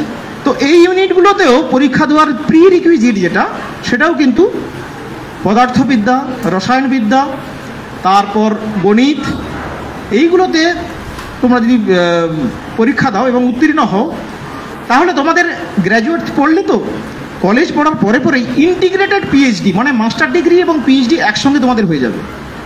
তো এটাও কিন্তু খুব খুব নামী প্রতিষ্ঠান TIFR। এছাড়াও আছে IISc, Indian institute of science Bangalore, এবং ISI, ইন্ডিয়ান স্ট্যাটিস্টিক্যাল ইনস্টিটিউট, এটারও নাম শুনেছো তোমরা। এখানেও ম্যাথামেটিক্স, স্ট্যাটিস্টিক্স, ইকোনমিক্স এগুলোতে পরীক্ষা দিয়ে কিন্তু তোমরা সুযোগ পেতে পারো। এখন দেখে নাও আমাদের ছাত্রদের অবস্থার পজিশনটা কোথায়। সর্বভারতীয় স্তরের পরীক্ষা 18, 37, 41, আমি 100-র মধ্যে জাস্ট ধরছি, 82, তারপরে তো আরও আছে 200-15 ভালো ভালো র্যাঙ্ক আছে। নেট পরীক্ষা দিয়েছে 3-4টি ছেলে, তারা কিন্তু গ্র্যাজুয়েট দেওয়ার পরেই মানে কলেজ স্তরে পড়ার পরেই নেট ক্লিয়ার, মানে তারা কোনোরকম মাস্টার ডিগ্রি যদি কমপ্লিট করতে পারে, তারা কিন্তু they are eligible for appearing CSC college service commission যে ইন্টারভিউ নেয় তার জন্য কিন্তু তারা এলিজেবল। তো এইভাবে তারা ক্লিয়ার করেছে। গেটে দেখো এই ধরনের র্যাঙ্কগুলো করেছে। এছাড়াও অন্যান্য যে ইনস্টিটিউট, টেকনিক্যাল ইনস্টিটিউট আছে, আমি সবগুলো এখানে উল্লেখ করিনি, কিন্তু এগুলো যেহেতু মেন ক্রিম, এইগুলো আমি একটু তোমাদের সামনে দেখিয়ে দিলাম। সিমিলারলি দেখো ম্যাথামেটিক্সে 19, 27, 76 আরও এই র্যাঙ্কগুলি আছে, আরও র্যাঙ্ক আছে, আমি এগুলো এখানে দেওয়া নেই। আইএসআইতেও 2টি ছেলে সিলেক্ট হলো, কিন্তু একজন গিয়েছে, একজন আইএসসিতে চলে গেছে। টিআইএফেরও সিলেক্ট হয়েছিল, কিন্তু টিআইএফে তারা যায়নি, অংশগ্রহণ করেনি। এই তারপর ফিজিক্সে দেখো 5, 6, 46, 131, 170, 170 এরকম সিরিজ লেগে আছে। জ্যেষ্ঠের ক্ষেত্রে এরকম 43, 67, 96 এরকম, শুধু এগুলো দেখে যাও, পরপর যেন সিরিয়াল নাম্বার হয়ে আছে। এবার দেখা যাচ্ছে স্ট্যাটিস্টিক্সে তো মানে একদম লাইন হয়েই রয়েছে, 4, 5, 7, 9, 15, 16, 18 সর্বভারতীয় স্তরে এরকমই র্যাঙ্ক কিন্তু আমাদের ছাত্ররা করে থাকে। তাহলে এইটা ওভারঅল বললাম যে সবচেয়ে টাফ এক্সামিনেশান যেগুলো হয়, নেট, জ্যাম, এগুলো খুব টাফ এক্সামিনেশান। তোমরা বুঝতে পারছো যে সারা ভারতের ছাত্রছাত্রীরা পরীক্ষা দিচ্ছে, সেখানে আমাদের প্রতিষ্ঠানের কতগুলি ছেলে 100-র মধ্যে বা 150-র মধ্যে কিন্তু স্থান অধিকার করছে। এইবার যাই, আমাদের ছেলেরা যারা জ্যামে একটু দূরের দিকে র্যাঙ্ক, তারা কোথায় কোথায় যাচ্ছে। তাহলে সেই আইআইটিগুলো বাদ দিলে তার পরবর্তী কি কারা কারা আছে, আইজার, নাইজার, তার পরের লেভেলে প্রত্যেকেই কিন্তু তোমরা দেখবে, দেখো তারা কিন্তু প্রত্যেকেই যে যার নিজের যে পরবর্তী যে ইনস্টিটিউশন সেখানে কিন্তু তারা প্রতিষ্ঠিত, প্রত্যেকেই তারা চান্স পেয়ে যাচ্ছে। এবার যাই মাস্টার ডিগ্রির জন্য। মাস্টার ডিগ্রির ক্ষেত্রে কি হয়, মাস্টার ডিগ্রির পরেই তো হচ্ছে পিএইচডি। তো এখানে দেখো কেমিস্ট্রির ক্ষেত্রে দেখো অলরেডি 13টি ছেলে তারা কিন্তু পিএইচডির জন্য কিন্তু স্থির করে নিয়েছে, পিএইচডি প্রোগ্রামে ঢুকে গেছে। আর এখানে 4টি ছেলে তারা কিন্তু বড় বড় যে কোম্পানি, কেমিক্যাল কোম্পানি, সেই কেমিক্যাল কোম্পানিতে খুব ভালো জব রোল, সেখানে কিন্তু তারা প্রতিষ্ঠিত। সিমিলারলি ইংলিশের ক্ষেত্রেও 6 জন তারা হায়ার ইনস্টিটিউশনের জন্য চলে গেছে, আর 2 জন হচ্ছে প্লেসমেন্ট। ফিজিক্সের ক্ষেত্রেও 7 জন। এখানে দেখো ফিজিক্সের ক্ষেত্রে 3টি স্টুডেন্ট তারা কিন্তু, 2টো না 3টি স্টুডেন্ট তারা কিন্তু, একজন ফ্রান্সে, একজন না 2 জন তারা কিন্তু ফ্রান্সে, মানে এখান থেকে এমএসসি করেই কিন্তু বিদেশে তারা পিএইচডিতে চান্স পেয়ে গেছে। তো এই হচ্ছে আমাদের যে ফিউচার প্রসপেক্ট, মানে তারা এইখানে তো পড়াশোনা করলো, পড়াশোনা করার পরে তাদের জীবনটা কেমন হয় সেটা একটু তোমাদের সামনে তুলে ধরলাম। তোমরাও চেষ্টা করো, তোমরাও পারবে। চেষ্টা করলে কিন্তু কেউ যে পারবে না তা নয়, তোমাদের একটু চেষ্টা করতে হবে। এবার আসি আমাদের নরেন্দ্রপুরের জীবনটা, এটা হচ্ছে শিক্ষা ব্যবস্থা নিয়ে বললাম, জীবনটা কেমন। আমাদের এখানে সুইমিং পুল আছে, দেখতে পাচ্ছ, ছাত্ররা সাঁতার কাটে। জিমনাসিয়াম, খুব সুন্দর জিমনাসিয়াম আছে, বড় মাঠ আছে, তোমাদের চেয়েও মানে একটা স্টেডিয়াম আছে, আর বড় মাঠ আছে কলেজের সামনে। এছাড়াও বিভিন্ন সার্টিফিকেট কোর্স এখানে হচ্ছে। এই আমাদের কলেজে কিন্তু আবাসিক মহাবিদ্যালয়, তো ওখানে কিন্তু সকাল সন্ধ্যা প্রেয়ার করতে হয়। এই যে দেখো প্রেয়ার হলে প্রেয়ার চলছে। এইটি আমাদের প্রথম ভবন, যেটা দিয়ে শুরু হয় ব্রহ্মানন্দ ভবন। ছেলেরা একসঙ্গে খাওয়া দাওয়া করছে, এনসিসি, এনএসএস, এবং আমাদের হসপিটাল আছে ছাত্রদের জন্য।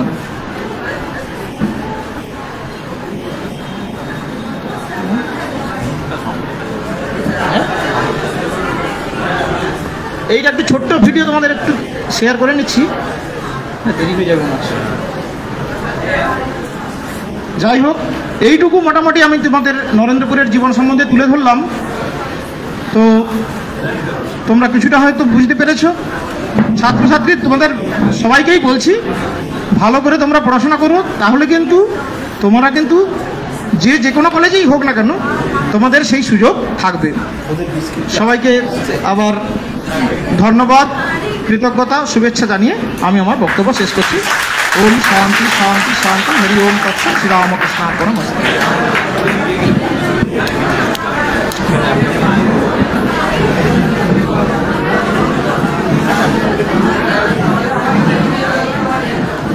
আমাদের রাজ্যের একেবারে প্রথম সারির শীর্ষস্থানীয় উচ্চশিক্ষা প্রতিষ্ঠান নরেন্দ্রপুর রামকৃষ্ণ মিশন আবাসিক মহাবিদ্যালয়। সেই মহাবিদ্যালয়ে প্রণম্য ভাইস প্রিন্সিপাল মহারাজ এবং আরেক সন্ন্যাসী মহারাজ তাদের মূল্যবান কথা বলেছেন, তোমরা শুনলে। তোমাদের মধ্যে অনেকেই আজকে এখানে প্র্যাকটিক্যাল এক্সাম দিচ্ছিলে, অনেকে অভুক্ত অবস্থায় আছো আমরা জানি। তাই পূজনীয় মহারাজদের অনুমতিক্রমে আমরা একটু টিফিন ব্রেক দিচ্ছি এদের, তারপর অন্যান্য শ্রদ্ধাভাজন অধ্যাপকগণ।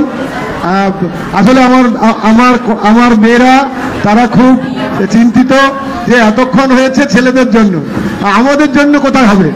তার জন্য আমার প্রিয় ছাত্র, দেখেছো মানে দাড়ির চুলটুল পেকে গেছে, কিন্তু আমার একবারে প্রথম যুগের আমার প্রথম পুত্র যেমন আমার কাছে খুব আদরের, আমার ফার্স্ট ব্যাচের অত্যন্ত কৃতি ছাত্র, একবারে ইয়েতে মনসাদ্বীপ রামকৃষ্ণ মিশন থেকে পড়াশোনা করে, রহড়া রামকৃষ্ণ মিশনে পড়াশোনা করে একবারে কলকাতা থেকে জেএনইউতে চলে গিয়েছিলেন।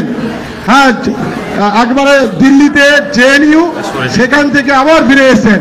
সাগর মহাবিদ্যালয়ে, সাগরদ্বীপের মানুষ, সাগর মহাবিদ্যালয়ে অধ্যাপক ছিলেন। তারপর আমাদের প্রিয় নরেন্দ্রপুর রামকৃষ্ণ মিশনে চলে গেছেন। তিনি তোমাদের কিছু বলছেন, আমি অনুরোধ করব আমার মেয়েদের জন্য একটু বলতে হবে। এইটুকু ভাববে, সাগরের ভূমিপুত্র কিন্তু উনি সাগরের ভূমিপুত্র হয়ে নরেন্দ্রপুর কলেজের অ্যাসোসিয়েট প্রফেসর ইংরেজির।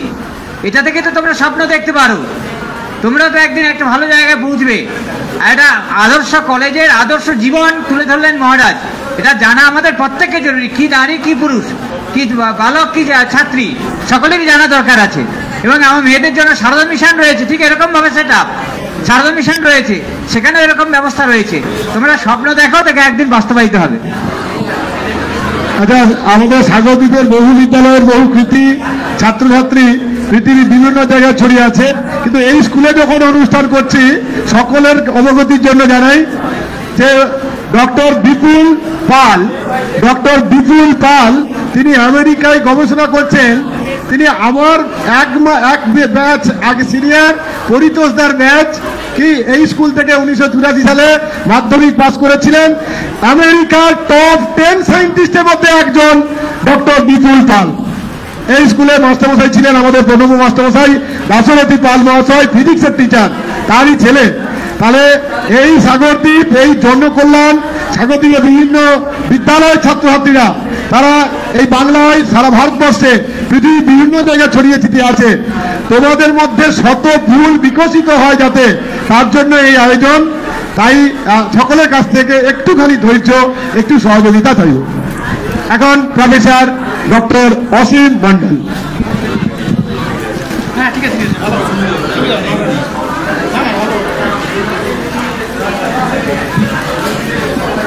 নমস্কার নমস্কার নমস্কার।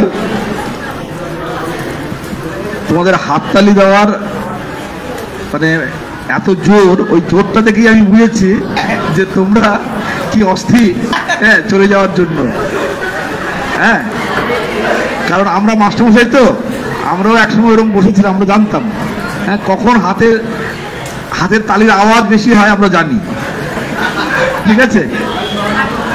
তো নরেন্দ্রপুরে আরো বেশি হয়। নরেন্দ্রপুরের ছেলেরা একটু বুদ্ধিমান, তারা আরো অনেক রকমের আওয়াজ করে, এক রকমের আওয়াজ করে না, ঠিক আছে।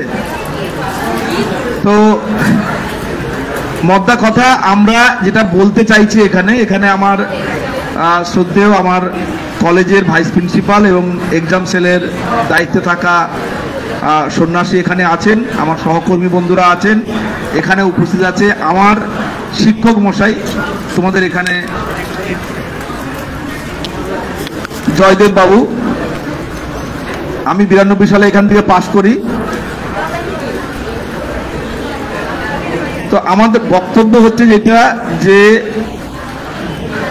আমি বিশ্বাস করি, আমি দৃঢ়ভাবে বিশ্বাস করি যে এই সাগরদ্বীপের জল হাওয়া কাদা মেখে, হ্যাঁ ধাক্কা খেতে খেতে গুঁতো খেতে খেতে আমি যদি ভারতবর্ষের, যেটা মহারাজ বলছিলেন আমরা NIRF এ এখন হচ্ছে আমরা 15 নম্বর ছিলাম, আমরা একবার 19 হয়েছি, 24 হয়েছি।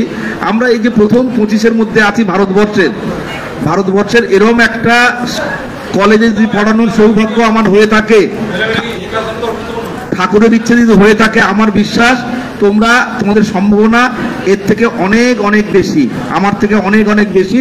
শুধু নিজেকে তুমি চিনতে পারছো না, এটুকুই যা। স্বামীজি তার এতে বলছেন, যেটা মহারাজ বলছিলেন, ই সোল ইজ পোটেনশিয়ালি ডিভাইন। আর শিক্ষার যে সংজ্ঞা, education is the manifestation of the perfection already in man. আমাদের ভিতরে যে অন্তর্নিহিত শক্তি আছে তার বিকাশ সাধনই শিক্ষা। এখন তার মানেটা এই নয় যে এখানে যারা বসে আছো সবাই হচ্ছে ক্লাসে ফার্স্ট হবে। তার মানেটা এই, যদি আমরা ঠিক তোমাদের কেরিয়ার কাউন্সিলিং করি, তোমাদের প্রবণতা বুঝে তোমরা সবাই যত্নবান হবে তোমার যেদিকে প্রবণতা রয়েছে সেই প্রবণতার ফুলেস্ট পোটেনশিয়ালে বিকশিত হতে। যেমন যে করে একটা ছুতোর মিস্ত্রি, তার যদি ছুতোর মিস্ত্রির ভালো ফার্নিচার করার প্রবণতা থাকে, তাকে সে যদি ফার্নিচার, তাহলে সে সবথেকে ভালো ফার্নিচার, ঠিক আছে। ফুটবল খেলতে ভালোবাসে, তার যদি ফুটবল খেলা সে মনোনিবেশ করে, সে কিন্তু বিশ্বের সেরা ফুটবলার, মারাদোনার মতো হতে পারে, মেসির মতো হতে পারে। তাই তোমার ভিতরে যে প্রবণতা রয়েছে, ভালোবাসা রয়েছে, যেটা তুমি করতে ভালোবাসো, সেটার প্রতি যদি আগ্রহান্বিত হও, সেটা যদি যত্নবান হও, তাহলে তুমি কিন্তু তোমার জায়গাতে পৌঁছতে পারবে। মহারাজ বলছিলেন যে আমাদের গ্রেডের কথা বলছিলেন, আমরা 4-এর মধ্যে 3.46 পেয়েছি। আমাদের ঠিক এরমই একটি আশ্রম পরিচালিত মেয়েদের কলেজ আছে, সারদা মিশন দমদমে, তারা আমাদের থেকেও বেশি নম্বর পেয়েছে এই রিসেন্টলি। হ্যাঁ, তারা A++ পেয়েছে। অতএব তোমরা যদি যত্নবান হও, তোমরা যদি পড়াশুনো করতে চাও, তোমরা সেখানে যেতে পারো। এবং তাদের একটি অত্যন্ত ভালো মিউজিয়ামও তারা বানিয়েছে, সেই মিউজিয়ামও তোমরা দেখতে পারো। সেখানেও অনেক মিউজিয়াম রয়েছে। সেখানে আমাদের মাতা সন্ন্যাসীরা রয়েছেন, সন্ন্যাসীরা তারা পরিচালনা করেন। আমাদের যেটা বক্তব্য, আমি এখানে আমার খুব সংক্ষেপে এখানে কতগুলো স্লাইড আছে, আমি অধিক কথা বলবো না তোমাদেরকে, শুধু একটু মন দিয়ে আমার ছাত্র বন্ধুরা শোনো। আমাদের ওখানে ইংরেজি এবং বাংলা, আমি এই দুটো বিষয়ের উপরে বলছি। বাংলা অত্যন্ত একটি ভালো সাবজেক্ট, তুমি তোমার মনের কথা তুমি তোমার মাতৃভাষায় প্রকাশ করতে পারো, এবং সেখান থেকে তুমি অধ্যাপনার জগতে যেতে পারো, টিচিং জগতে যেতে পারো, কিংবা আমাদের ওখান থেকে নরেন্দ্রপুরে যাওয়া মানে হচ্ছে, তুমি ধরো আজকের এখানে কোথায় এসছো, রুদ্রনগরে এসো, চৌরঙ্গিতে এসছো। এবারে চৌরঙ্গি থেকে ছোট ছোট রাস্তা ধরে তুমি তোমার গ্রামে যখন ফিরে যাবে, আবার একটা ছোট জায়গায় ফিরে যাবে। রুদ্রনগরে এলে মানে তুমি সাগরদ্বীপটা পুরোটা দেখতে পাচ্ছ। তেমনি নরেন্দ্রপুরে পৌঁছানো মানে তোমার একটা বড় এক্সপোজার হলো। হ্যাঁ, আমাদের অনেকেই আছে কোচবিহার পর্যন্ত যায়নি, বুঝতে পেরেছো? হ্যাঁ, আমাদের তো মা ঠাকুমারা তো যায়নি, তাও তো তোমরা এখন যাও, দুর্গাপুজো আরো অনেক কিছু পুজো হয়, তোমরা এদিক ওদিক করে বাইকে করে ঘুরে আসো। কিন্তু মা ঠাকুমাদের সেই ক্ষমতাও ছিল না, এবং তারা মারাও গেছে। তারা অনেকেই হচ্ছে কচুবেড়িয়ার ঘাটকে তারা দেখেনি, তারা দেখে এটাই পৃথিবী।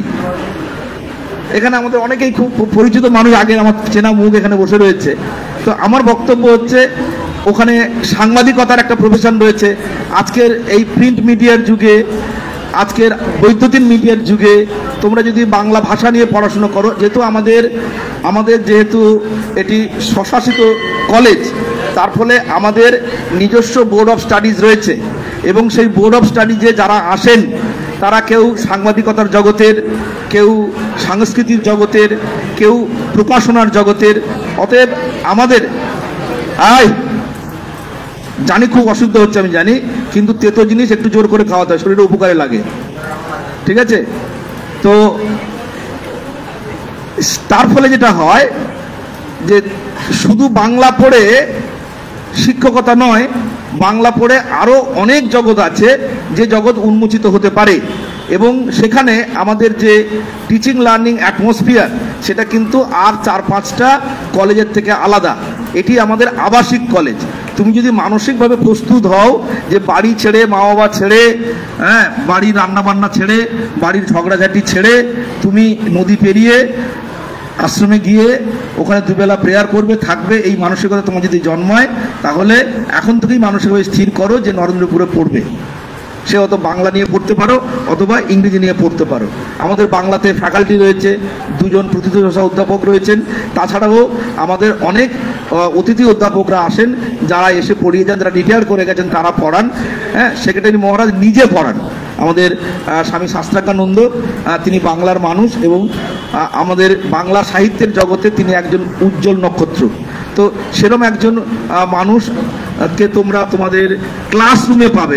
এটা যে কত বড় সৌভাগ্য তোমরা কখনো ভাবতেও পারবে না।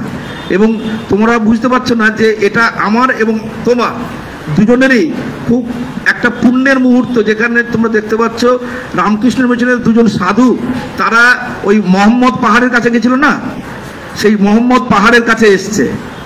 তো এরকম ভাবে বুঝতে পারছো যে তোমাদের অনেক পুণ্য হয়তো কোথাও আমরা করেছি পূর্বজন্মে, যার ফলে আমরা এই মুহূর্তের আমরা সাক্ষী হয়ে থাকছি। এবং তোমরা যদি একটু সাহস করতে হয়, ধাক্কাটা দিতে হয় আর কি, সাগরদ্বীপটা পেরোতে হবে। কিন্তু সাগরদ্বীপটা পেরিয়ে নিজের ভাগ্যকে একটু নিজেকে খুঁজতে হবে।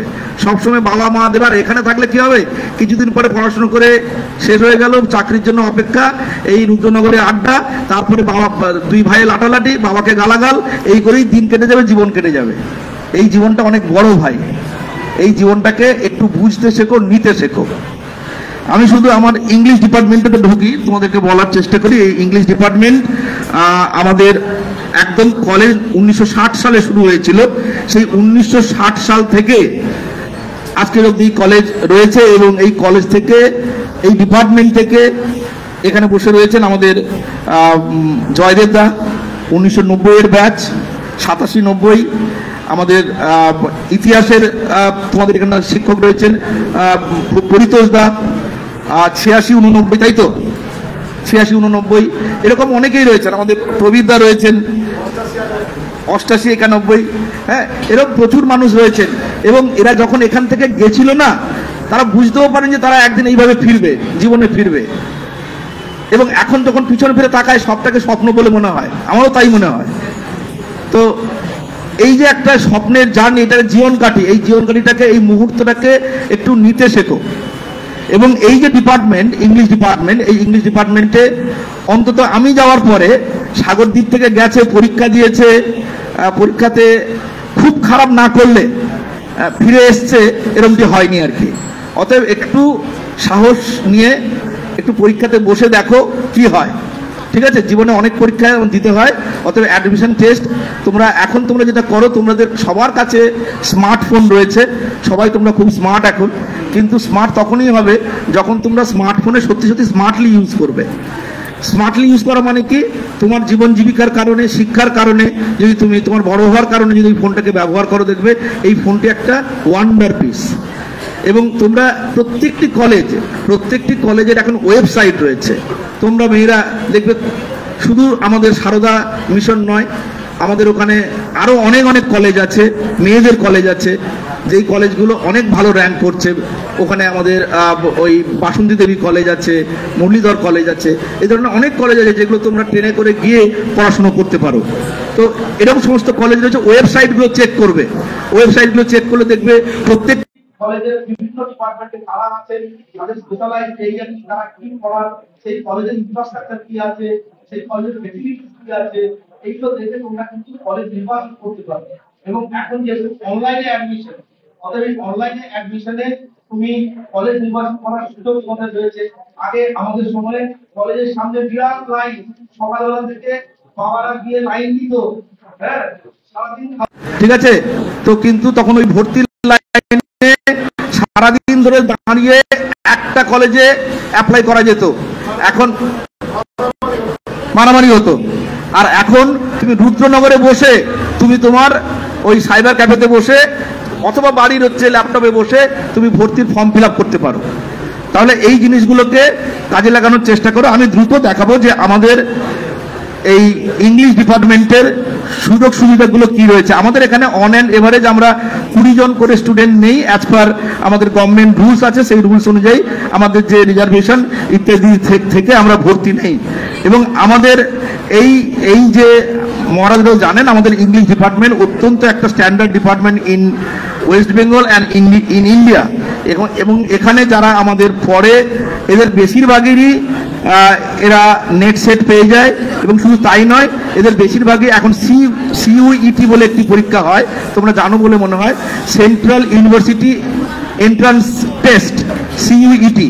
সেই সিইউইটি পরীক্ষা দিয়ে আমাদের ছেলেরা তারা দিল্লি ইউনিভার্সিটি চলে যায়, তারা জেএনইউ যায়, তারা জামিয়া মিলিয়া ইসলামিয়া যায়, তারা হায়দ্রাবাদ ইউনিভার্সিটি যায়, তারা ইফইউ যায়, তারা পন্ডিচেরি যায়, বিএইচইউ যায়।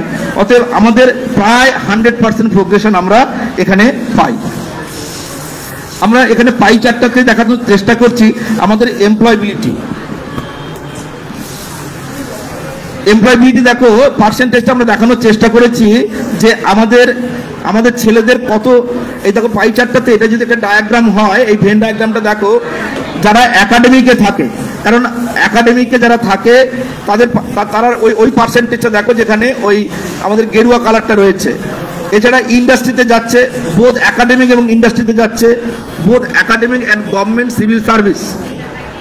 আমাদের এই যে পুল, আমাদের যে অ্যালুমনাই পুল, যারা আমাদের প্রাক্তনী, ইংরেজি ডিপার্টমেন্টের প্রাক্তনী, মানে অত্যন্ত একটা দামি নামি একটা প্রাক্তনী, মানে ভারতবর্ষ থেকে শুরু করে পশ্চিমবাংলার এমন কোনো ডিপার্টমেন্ট নেই যেখানে গেলে তুমি আমার ইংরেজির প্রাক্তনীকে খুঁজে পাবে না। এরপরে আমি যাচ্ছি নেক্সট স্লাইডে। এখানে আমি লাস্ট 5 বছরের ডেটা রয়েছে, ডেটাগুলো তোমরা জাস্ট দেখে নিতে পারো, আমি জাস্ট মুখে বলছি না, এটা তোমরা দেখে নিতে পারো। নাম্বার অফ কোর্সেস রয়েছে এখানে, employability of the post graduate courses.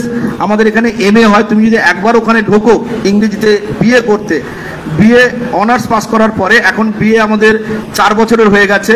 এবং এখানে আগে যেমন হতো যে ফার্স্ট ইয়ারে পাস করলেই, ফার্স্ট ইয়ারে পাস করে কেউ যদি পরীক্ষায় ছেড়ে দিত, তখন বলা হতো যে ও এইচএস পাস করেছে। এখন কিন্তু তা নয়, প্রত্যেক বছর পাস করার পরে, ইন্টার্নশিপ করার পরে তুমি যদি বেরিয়ে যাও, তুমি একটা না একটা কিছু ডিগ্রি পাবে। 4 বছরে 4টে ডিগ্রি রয়েছে। এছাড়া এখন আমাদের পরবর্তীকালে এমএ 1 বছরের হয়ে যাচ্ছে, যেহেতু 4 বছরের আমরা অনার্স করছি। যদি কেউ 7.5 সিজিপিএ পায় তাহলে অনার্স উইথ রিসার্চ করতে পারে, তাহলে তার কাছে এমএটা না করলেও চলবে, ওই 4 বছর অনার্স উইথ রিসার্চ করে সে পিএইচডিতে সরাসরি চলে যেতে পারে। ঠিক আছে, তো একাডেমিকে চলে যাও, যারা একাডেমিকে থাকতে চায় তারা একাডেমিকে চলে যেতে পারে। আমাদের মোস্টলি যারা হচ্ছে পোস্ট গ্রাজুয়েট এখানে পড়ে, এমএ পড়ে, এবং মহারাজও জানেন আমাদের অলরেডি রেকমেন্ডেশন হয়ে গেছে। হয়তো আগামী দিনে, আগামী 2-3 বছরের মধ্যে, 2-1 বছরের মধ্যে হয়তো আমাদের এখানে পিএইচডিও চালু হয়ে যাবে। এখানে টিচার্স প্রোফাইল রয়েছে। আমি শুধু বলি তোমাদেরকে, তোমরা বিভিন্ন কলেজে গেলে দেখবে 1 কি 2 কি 3 জন টিচার। তুমি যদি নরেন্দ্রপুরে গিয়ে ভর্তি হও, তোমার মনে হবে কতজন টিচার আছে। আমার ইংলিশ ডিপার্টমেন্টে কতজন টিচার আছে। আমরা ফুল টাইম টিচার 7 জন। এছাড়াও আমাদের 2 জন চেয়ার প্রফেসর আছে। এছাড়া আমাদের 2 জন টিচার যারা রিটায়ার করে গেছেন, কিন্তু তারা আসেন, তারা প্রতিদিন, তারা তাদের নামে মানে এরকম মিথ আছে যে ভগবান তো ক্লাসে আসতে পারেন না, তাই তাদেরকে ক্লাসে পাঠিয়েছেন। হ্যাঁ, এটা আমরা বিশ্বাস করি। এরকম 2 জন টিচার তারা এখনো আমাদের কাছে পড়াতে আসেন, সতীপ্রসাদ মাইতি এবং সাত্যকী পাল। সতীপ্রসাদ মাইতি মুখবেড়িয়া স্কুল থেকে 78 সালে পশ্চিমবঙ্গে ফার্স্ট হয়েছিলেন কলা বিভাগ থেকে, কলা বিজ্ঞান বিভাগ থেকে, কলা বিভাগ থেকে তিনি ফার্স্ট হয়েছিলেন, কলা বিজ্ঞান মিলিয়ে। ভাবতে পারো, সেই মানুষ নরেন্দ্রপুরে পড়িয়েছেন, এখনো পড়ান। সতীপ্রসাদ মাইতি লেজেন্ডারি শিক্ষক। এবং এসপি অকৃতদার, এসপি আমাদের সাত্যকী পাল, প্রফেসর সাত্যকী পাল। সাত্যকী পাল মানে মিথের পর্যায়ে চলে গেছেন। আমি আর হ্যাঁ, সেন্ট জেভিয়ার্স কলেজে। তো এছাড়াও আমাদের এই তো বললাম 7 জন, 9 জন, 11 জন। এছাড়াও আমাদের 2 জন এক্স স্টুডেন্ট আছে যারা এমএ পাস করে গেছে, তারা এখন আমাদের এখানে গেস্ট হিসেবে পড়ায়। এছাড়াও আমাদের কিছু প্রাক্তন ছাত্র যারা বিভিন্ন ইউনিভার্সিটিতে পড়ায়, তারা এসে এখানে পড়িয়ে যান। অতএব তোমরা মানে ঘুরে ফিরে দেখবে প্রায় 19 জন মতো শিক্ষক আমাদের রয়েছে ডিপার্টমেন্টে।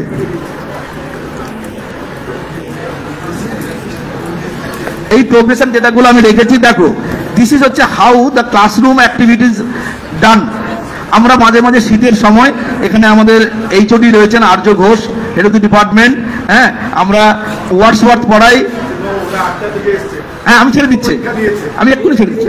হ্যাঁ তো এটা সার্থকীদা হচ্ছে very essence of board work.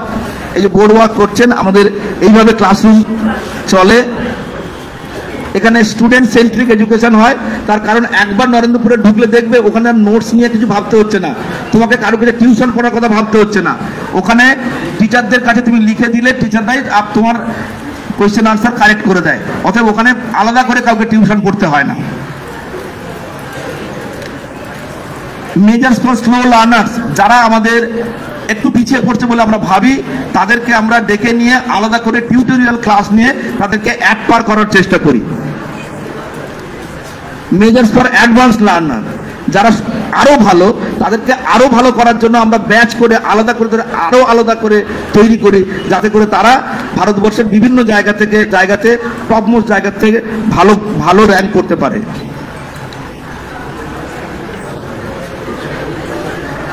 এবারে আমাদের এতে যখন বিভিন্ন ক্রস কাটিং ইস্যুজ রয়েছে পড়ানোর সময়, আমরা সেই জেন্ডার ইস্যুজ, এই যে তোমরা এদিক ওদিক করে বসেছো, হ্যাঁ এই যেটা জেন্ডার ডিভিশন তৈরি করেছো, আমরা এটাকে ভাঙার চেষ্টা করি, হ্যাঁ যাতে করে এই আমরা সবাই মানুষ আর কি, হ্যাঁ আমাদের ভিতরে যাতে করে এই জিনিসগুলো তৈরি না হয়।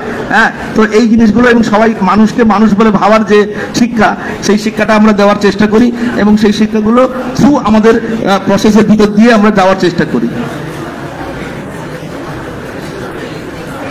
এছাড়াও আমাদের কি হয়, আমরা যে পড়াচ্ছি দিস ইজ ভেরি ইন্টারেস্টিং। আমাদের স্টুডেন্টরা বেরিয়ে যাওয়ার সময় আমাদের টিচারদেরকে ইভালুয়েট করে, তারা কি পড়াচ্ছে এবং কে ইভালুয়েট করেছে সেটা কখনোই জানা যাবে না। অতএব টিচাররা সবসময় অন দেয়ার টোজ, যে সে পড়াচ্ছে কি পড়াচ্ছে না। সেখানে 10টা ক্রাইটেরিয়া রয়েছে, সেই ক্রাইটেরিয়াতে ওরা আমাদের ফিডব্যাক দেয়।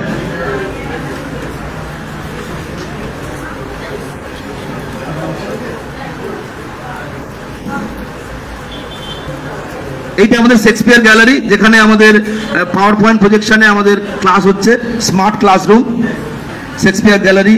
এছাড়া আমাদের একটা মিডিয়া ল্যাব রয়েছে, যেখানে আমরা বিভিন্ন রকমের সিলেবাস সংক্রান্ত সিনেমা, মুভি, নাটক, এই লাস্ট আমি দেখিয়েছি রেড ওলিয়েন্ডার, রবীন্দ্রনাথের রক্তকরবী নাটক দেখিয়েছি আমি, সৌম্য মিত্রের। এছাড়াও আমাদের যে ক্লাসরুম ইভালুয়েশন হয়, ক্লাসরুমে আমরা পরীক্ষা নেই, আমরা বাড়িতে ক্যারি হোম অ্যাসাইনমেন্ট দিই, টিউটোরিয়াল দিই, হ্যাঁ এইভাবে আমরা একটি, এবং অনেক সময় প্রেজেন্টেশন, ক্লাসরুম প্রেজেন্টেশন, ভাইবা, এইগুলো নিয়ে আমরা একটা ছেলেকে আমরা তৈরি করি আগামী দিনে তারা যেভাবে বিভিন্ন রকমের চাকরি পরীক্ষাতে যারা ইন্টারভিউ ফেস করবে সেভাবে আমরা তৈরি করি।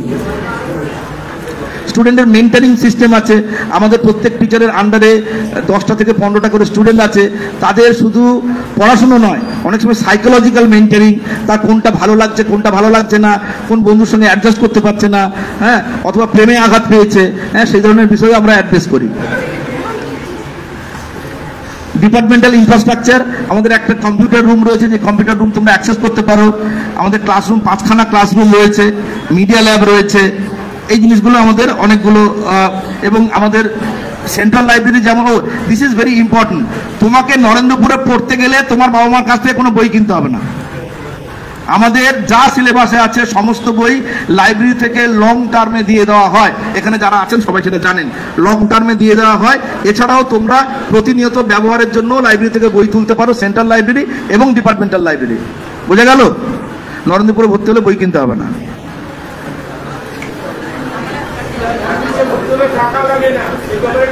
হ্যাঁ অনেক কম খরচে, যেখানে তুমি খাওয়া, থাকা এবং পড়া, যেখানে টিউশন খরচ লাগছে না, তুমি গিয়ে বুঝবে যে তোমার বাবা মার হায়ার সেকেন্ডারিতে পড়ানোর জন্য যা খরচ লাগছিল তার থেকে অনেক কম খরচে তুমি নরেন্দ্রপুরে পড়তে পারছো। Thank you.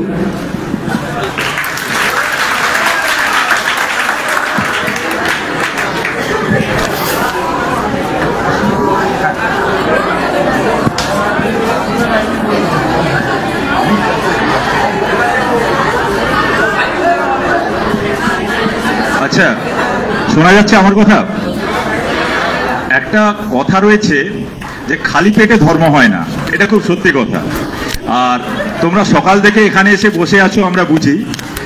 এইবার ব্যাপারটা হচ্ছে তা সত্ত্বেও আমরা এখানে বলছি কেন, সেটার কারণ আছে।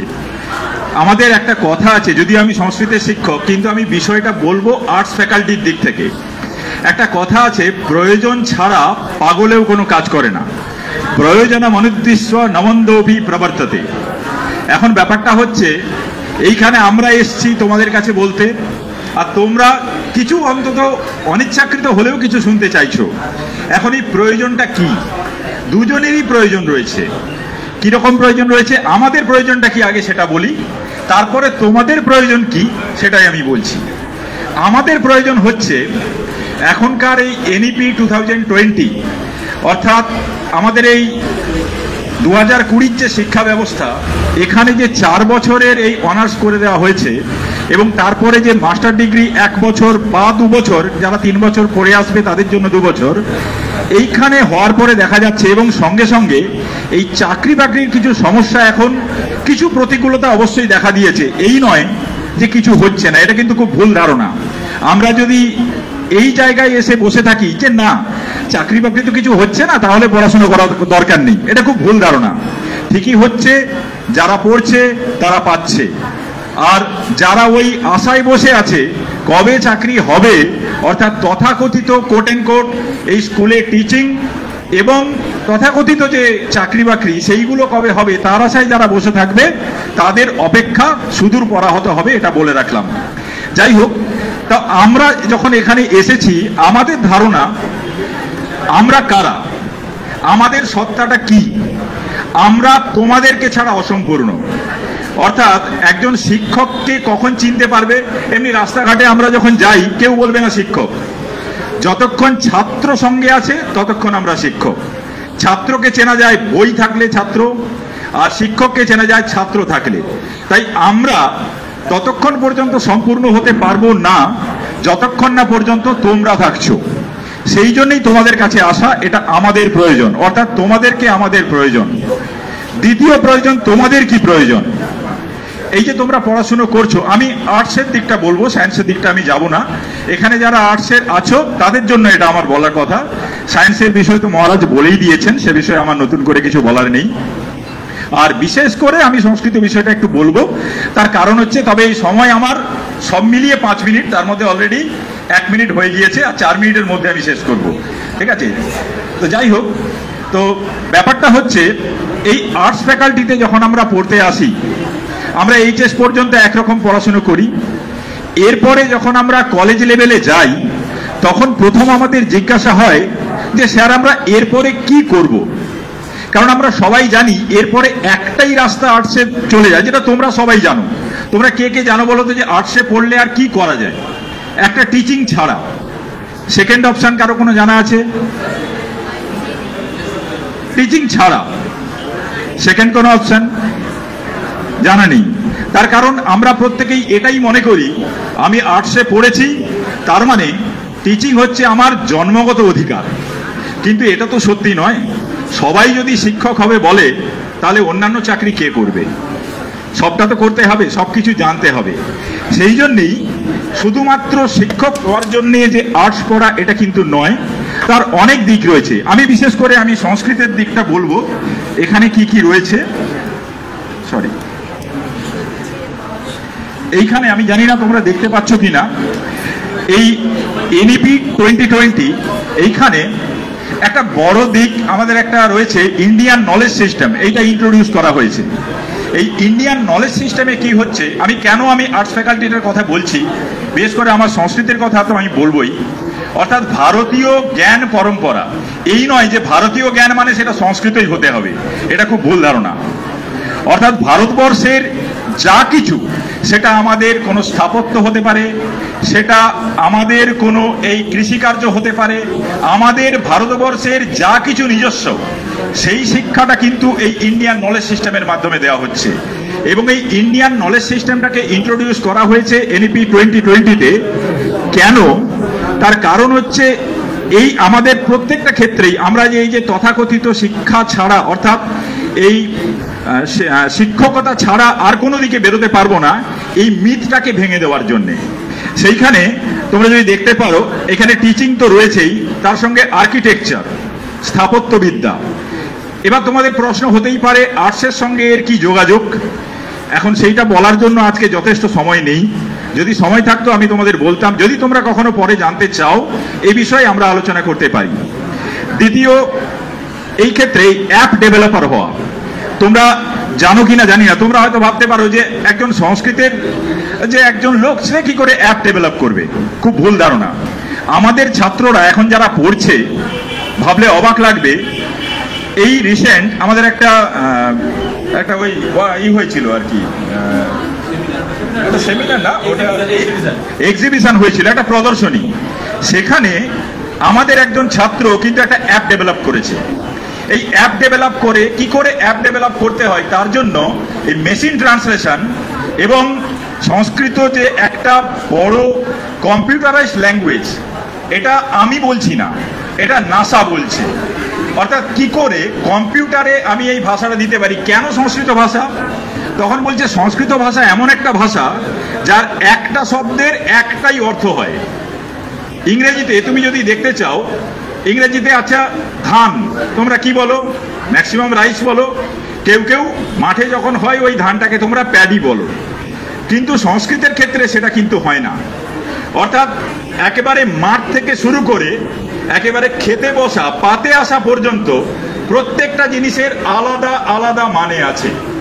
এবার কি হবে, তুমি রাইস দিলে, তুমি সার্চ করলে কম্পিউটারে রাইস, রাইস বলতে তোমাকে দুটো ছবি দেবে, এক হচ্ছে মাঠে ধান অথবা প্লেটে ধান, অর্থাৎ প্লেটে ভাত, এরকম দিতে পারে।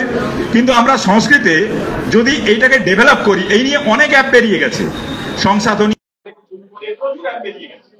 আইআইটিতে এটা রেগুলার বেসিসে এই মেশিন ট্রান্সলেশনের বিষয়ে খুব চর্চা চলছে এবং আমি লেভেলে আলোচনা করেছি যে আইআইটির সঙ্গে টাই আপ করে আমরা এই মেশিন ট্রান্সলেশন এই বিষয়টা নিয়ে আসব।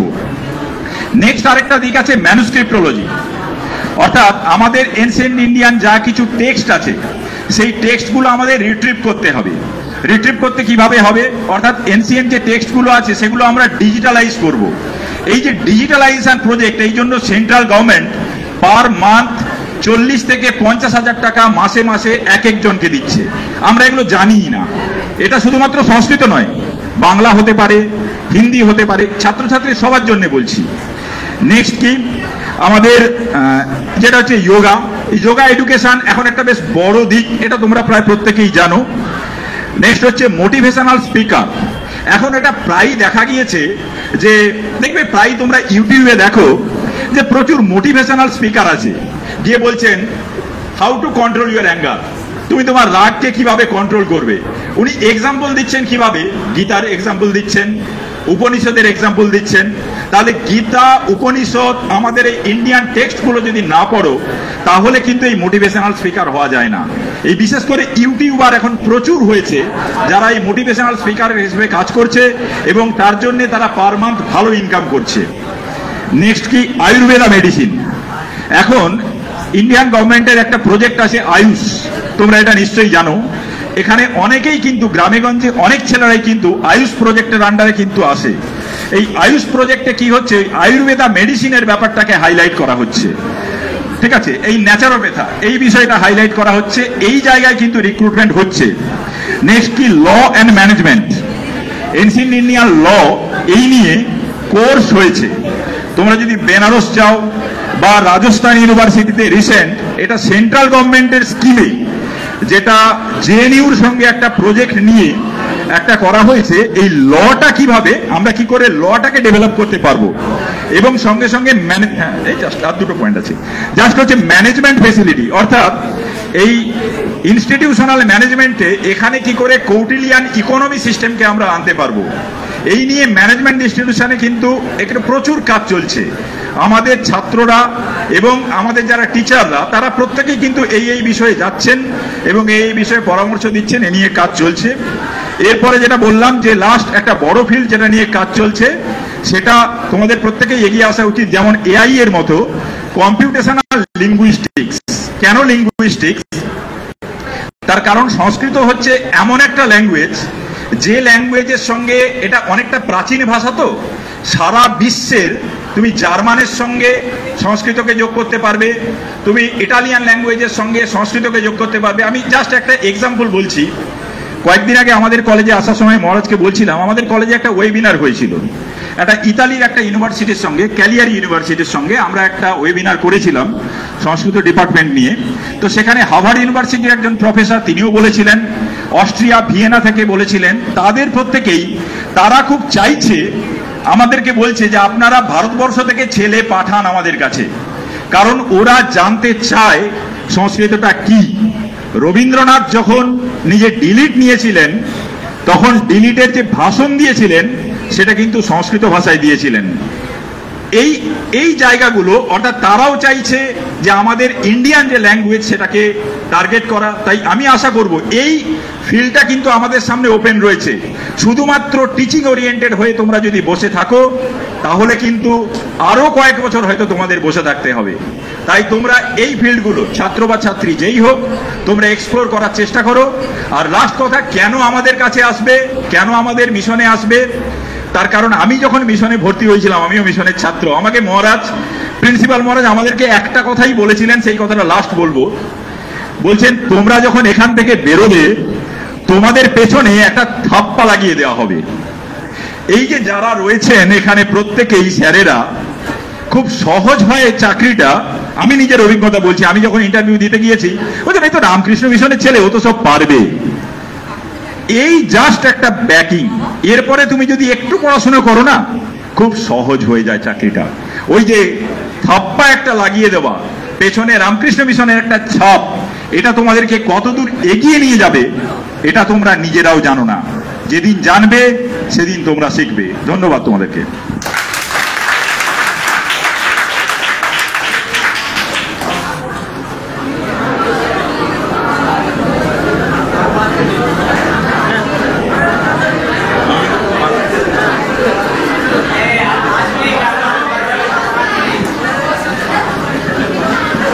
হ্যালো, প্রথমেই শোনা যাচ্ছে? হ্যালো হ্যালো, শোনা যাচ্ছে?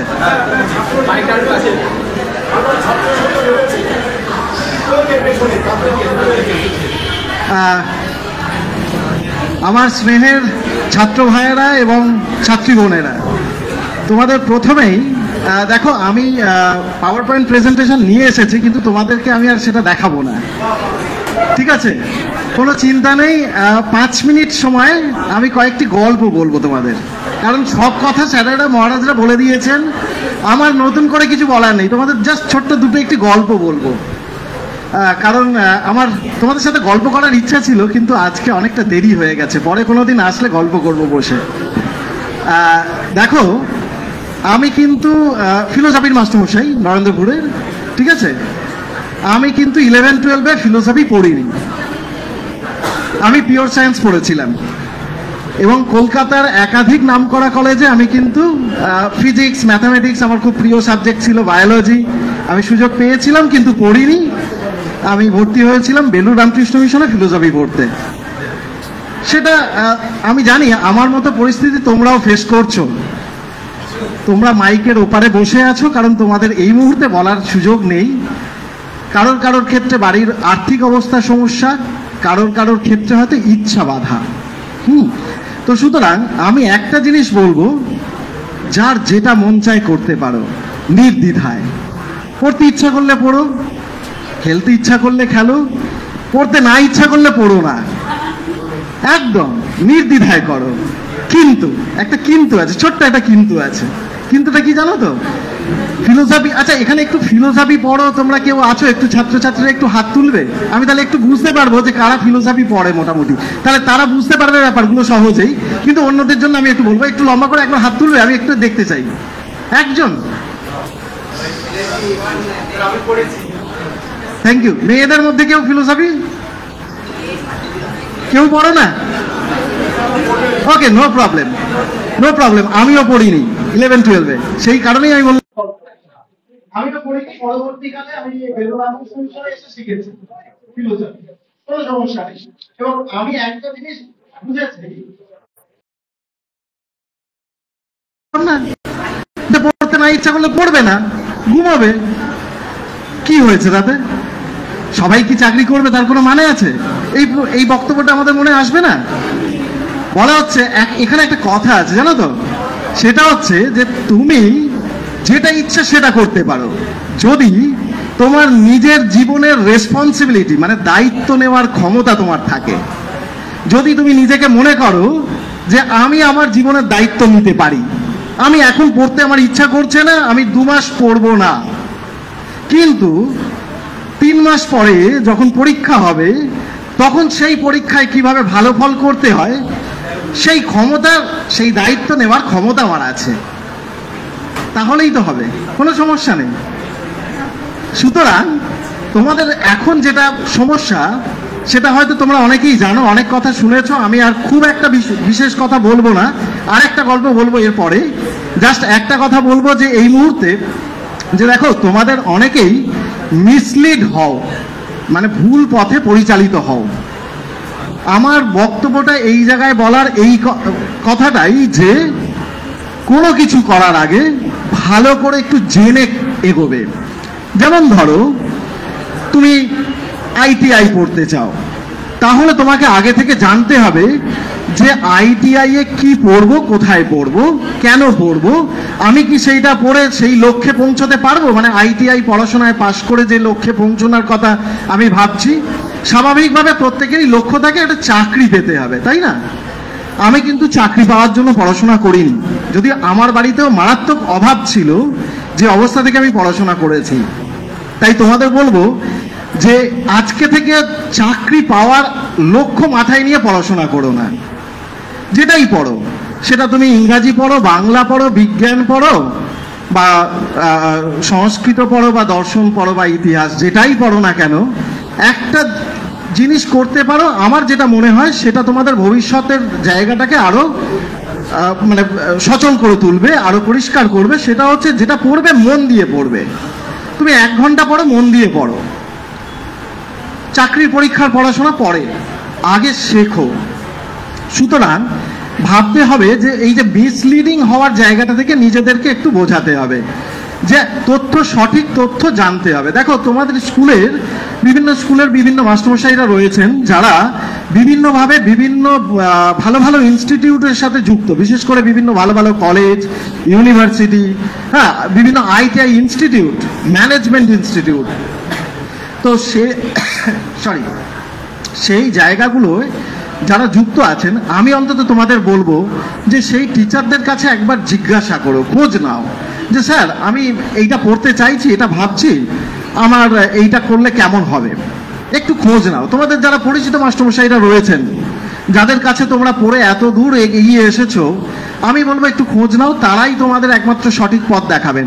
তারপরে যদি তোমার মনে হয় যে আরো প্রশ্ন আছে, তোমাদের নিজেদের স্মার্টফোন নাও থাকতে পারে, কারণ একটু আগে স্যারেরা যখন প্রশ্ন করছিলেন আমি পিছনের দিকে লাস্ট থেকে 3-4 নম্বর রয়ে আমি কোনো একজন মেয়েকে ঘাট নাড়তে দেখছিলাম যে আমার স্মার্টফোন নেই। কোনো অসুবিধা নেই, তোমার বাড়িতে তো একটা আছে। তোমাদের বয়সে তো আমার ছিলই না, আমরা মাস্টার ডিগ্রি পড়েছি যাদবপুরে, তখনও ছিল না। সুতরাং স্মার্টফোনটা বড় ব্যাপার নয়, জানার আগ্রহ, ইচ্ছাটা বড় ব্যাপার। তোমার নেই কিন্তু তোমার পাশের বাড়িতেও তো রয়েছে, বা তোমার পরিচিত কারোর কাছে তো রয়েছে, তুমি তাকে বলো না যে আমার এই তথ্যটা লাগবে, আমি একটু দেখবো আপনার ফোন থেকে বা তোমার ফোন থেকে, কোনো অসুবিধা নেই। সুতরাং একটা কথা বলবো আমি তাই, যে ভালো করে মন দিয়ে আগে বিচার করো, কারণ সামনেই তোমাদের গ্র্যাজুয়েশনে ভর্তির সময়, যারা 12 পাস পরীক্ষা দিয়ে দিয়েছো আর যারা 11-এ পড়ছো তাদের একটু সময় আছে, তারা এখন থেকে ভাবতে শুরু করো কোন পথে এগোবে।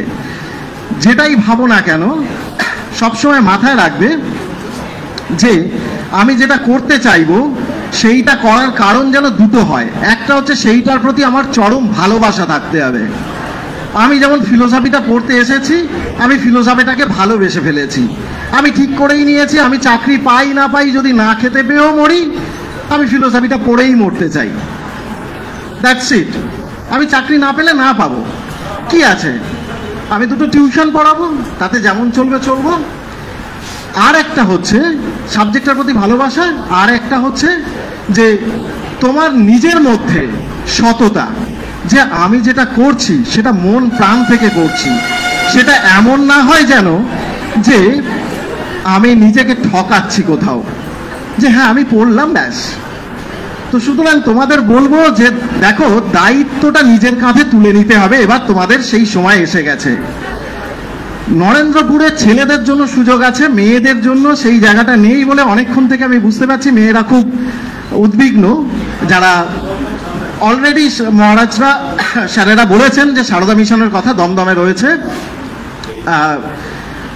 এছাড়াও আমি বলবো লেডি ব্রেভন কলেজ রয়েছে, খুব নাম করা কয়েকটি কলেজ, লেডি ব্রেভন, বেথুন রয়েছে, হ্যাঁ, আরো কয়েকটি কোয়েট কলেজও রয়েছে ভালো ভালো। তো সেই জায়গাগুলোয় আমি তোমাদের বলবো দেখো, এবার একটু ঘরের বাইরে বেরোতে হবে, ছেলে মেয়ে উভয়কেই বলছি। কারণ আমার বাড়িও হাওড়া জেলার একটি প্রত্যন্ত গ্রামে। কলকাতা থেকে আমার বাড়ি যেতে তোমাদের ট্রেনে আসতে হয়তো 5 ঘন্টা সময় লাগবে, আমার বাড়ি যেতে 6 ঘন্টা সময় লাগে, ঠিক আছে? কিন্তু গাড়ি ঘোড়া পাওয়া যায় না, সন্ধে হয়ে গেলে মানে পারলে 15 কিলোমিটার 20 কিলোমিটার রাস্তা হেঁটে ফিরতে হবে, এরকম পরিস্থিতি। ইলেকট্রিসিটি ছিল না একটা সময়, এই কিছু বছর হয়েছে এসেছে। তো আমি তোমাদের বলছি দেখো, আমি বিশ্বাস করি আমি যদি সেই রকম একটা জায়গা থেকে পড়তে আসতে পারি এবং কষ্ট করে হলেও কলকাতায় থাকতে পারি এবং নিজের লক্ষ্যের কথা ভাবতে পারি, আমার মনে হয় আমার থেকে তোমরা আরো বেশি ভাবতে পারবে। কারণ তোমরা আরো অনেক বেশি কিছু জানো। আমাদের সময় এই সুযোগ ছিল না যে রামকৃষ্ণ মিশন থেকে মহারাজরা বা প্রফেসররা বা আমাদের পরিচিত মাস্টারমশাইরা তাদের যোগাযোগ থেকে কোনো মানে আরো হায়ার স্টাডিজের টিচার বা প্রফেসরদেরকে নিয়ে এসে এইরকম সেমিনার করিয়ে জানাবেন যে তোমরা কি করতে পারো। এই সুযোগ আমাদের ছিল না, ইন্টারনেট ফেসিলিটি ছিল না, সাইবার ক্যাফেই ছিল না, জেরক্সের আবির্ভাব হয়নি সেই সময়, ওই কার্বন পেপারে করে কপি করতে হতো। তো সেই কারণে তোমাদের বলছি দেখো, তোমরা একটু নিজেরা ভাবো, অনেক কলেজ আছে, অনেক জায়গা আছে, তোমরা ভালো করে প্রস্তুতি নাও, যে যে সাবজেক্টটা পড়বে মন দিয়ে পড়ো। আর নরেন্দ্রপুরে যারা আসবে ছেলেদের জন্য ফিলোসফি পড়তে এলে আমি খালি এইটুকুই বলবো তাদের জন্য যে 11-12 ফিলোসফি না পড়লেও আমি ভর্তি নেব। আমি এইচওডি ডিপার্টমেন্টের আমি দায়িত্ব নিয়ে বলছি, তোমরা নির্দ্বিধায় ফর্ম ফিল আপ করো। খালি একটাই কথা, সাবজেক্টের প্রতি ভালোবাসা থাকতে হবে। মহারাজরা আছেন, আমি মহারাজের সামনেই বলছি, নির্দ্বিধায় তোমাদের আমি ভর্তি নেব যদি সাবজেক্টের প্রতি ভালোবাসা আমি দেখতে পাই তোমাদের। আর দ্বিতীয় কথা হচ্ছে অর্থনৈতিক সমস্যার জায়গাটা, যেটা একটু আগে আমাকে স্যার বলেছেন। আমি বলছি নরেন্দ্রপুরে পড়ার জন্য অর্থনৈতিক সমস্যাটা বাধা নয়, ওখানে পড়তে গেলে শুধু খালি পড়াশোনাটা লাগে। এখন তোমাদের প্রচুর স্কলারশিপ অ্যাভেলেবেল, গভর্নমেন্টের স্কলারশিপ, তাছাড়াও নন গভর্নমেন্ট স্কলারশিপও বেশ কিছু পাওয়া যায়। এছাড়াও যদি দেখা যায় যে কোনো একটি ছাত্রের হঠাৎ বাড়ির অবস্থা খুব খারাপ হয়েছে, সে পড়াশোনায় মানে পরীক্ষার আগে ফিস দিতে পারছে না, তার ক্ষেত্রে আমাদের কলেজের অ্যালুমনি অ্যাসোসিয়েশন আছে, যারা কিন্তু ছাত্রদের পাশে দাঁড়ায়, তাদের সেই ফিজের ব্যবস্থা করার চেষ্টা করেন। কিন্তু একটাই কথা, শর্ত একটাই, পড়াশোনাটা মন দিয়ে করতে হবে, ডেডিকেটেড ওয়েতে। তাই আমি ছাত্রদের জন্য ওপেনলি আমি বলে যাচ্ছি, আজকে তোমরা যারা ফিলোসফি পড়তে চাও, ফিলোসফি থাকুক না থাকুক, সায়েন্স থেকে আসো, আর্টস থেকে আসো, কমার্স থেকে আসো, that doesn't create any problem. যদি সাবজেক্টের প্রতি ভালোবাসা থাকে, অ্যাডমিশন টেস্টের পরীক্ষার ফর্ম ফিল আপ করো, সেখানে কোনো রকম কোনো ফিলোসফির কোশ্চেন থাকে না, ইন জেনারেল টপিক থাকে। তোমার জেনারেল নলেজ যদি ঠিক থাকে, তুমি নির্দ্বিধায় অ্যাপ্লাই করতে পারো এবং পরীক্ষাও ভালো দিতে পারো। আমি হচ্ছি তার একটা এক্সাম্পল বলতে পারো এই মুহূর্তে দাঁড়িয়ে। আমি ছাড়াও অনেক এক্সাম্পল রয়েছে গোটা পৃথিবীতে। এবং আমি বিদ্যা মন্দিরে যখন ফিলোসফি পড়তে যাই, তখন কিন্তু আমি পিওর সায়েন্স থেকে পড়েছি, একদম physics, chemistry, maths, bio science আমার অ্যাডিশনাল। আমি জয়েন্ট এন্ট্রান্সও দিয়েছিলাম, ডাক্তারিতে আমার র্যাঙ্কও হয়েছিল। কিন্তু ওই যে বললাম, ফিনান্সিয়াল ব্যাকগ্রাউন্ড, তোমাদের মধ্যে অনেকেই আছো, ছেলে মেয়ে উভয়, যাদের আমার মতো হয়তো সমস্যা মনে মনে ভাবছো যে স্যার আমি সত্যিই কি করে কি করব। কিন্তু তোমাদের এখন অনেক সুযোগ আছে, ঠিক আছে? তাই মন দিয়ে পড়তে থাকো, চিন্তা ভাবনা করো। যারা এখন ভর্তির জায়গায় দাঁড়িয়ে আছো, মেয়ে ছেলে দুজনদেরই আমি বলছি, ছাত্রছাত্রীদের, যে কলকাতায় বহু ভালো কলেজ আছে, একটু সাগরের বাইরে তোমাদের এবার বেরোতে হবে। এখানেও যারা পড়বে, এমন নয় যে এখানের কলেজে পড়ানো হয় না, হ্যাঁ, আমি সেই কারণেই বলছি যে এখানেও কিন্তু পড়ানো ভালো হয়। অবশ্যই যাদের একান্ত বাড়িতে সমস্যা আছে, যারা এখান থেকে বেরিয়ে যেতে পারবে না, তারা অবশ্যই এখানের কলেজে পড়বে। প্রয়োজন হলে অন্য টিচারদের সাথে যোগাযোগ করবে, সে তোমাদের স্যারেদের মাধ্যমে। আর যারা আরেকটু বাইরের দিকে যেতে চাও, জগৎটাকে একটু জানতে চাও, গোটা জগৎটাকে, তাদের জন্য আমি বললাম যে একদম নির্দ্বিধায় বেরিয়ে পড়ো, সাহস নিয়ে। I hope, wish you all the best for your coming future, for the class 12 and 11 also. Thank you.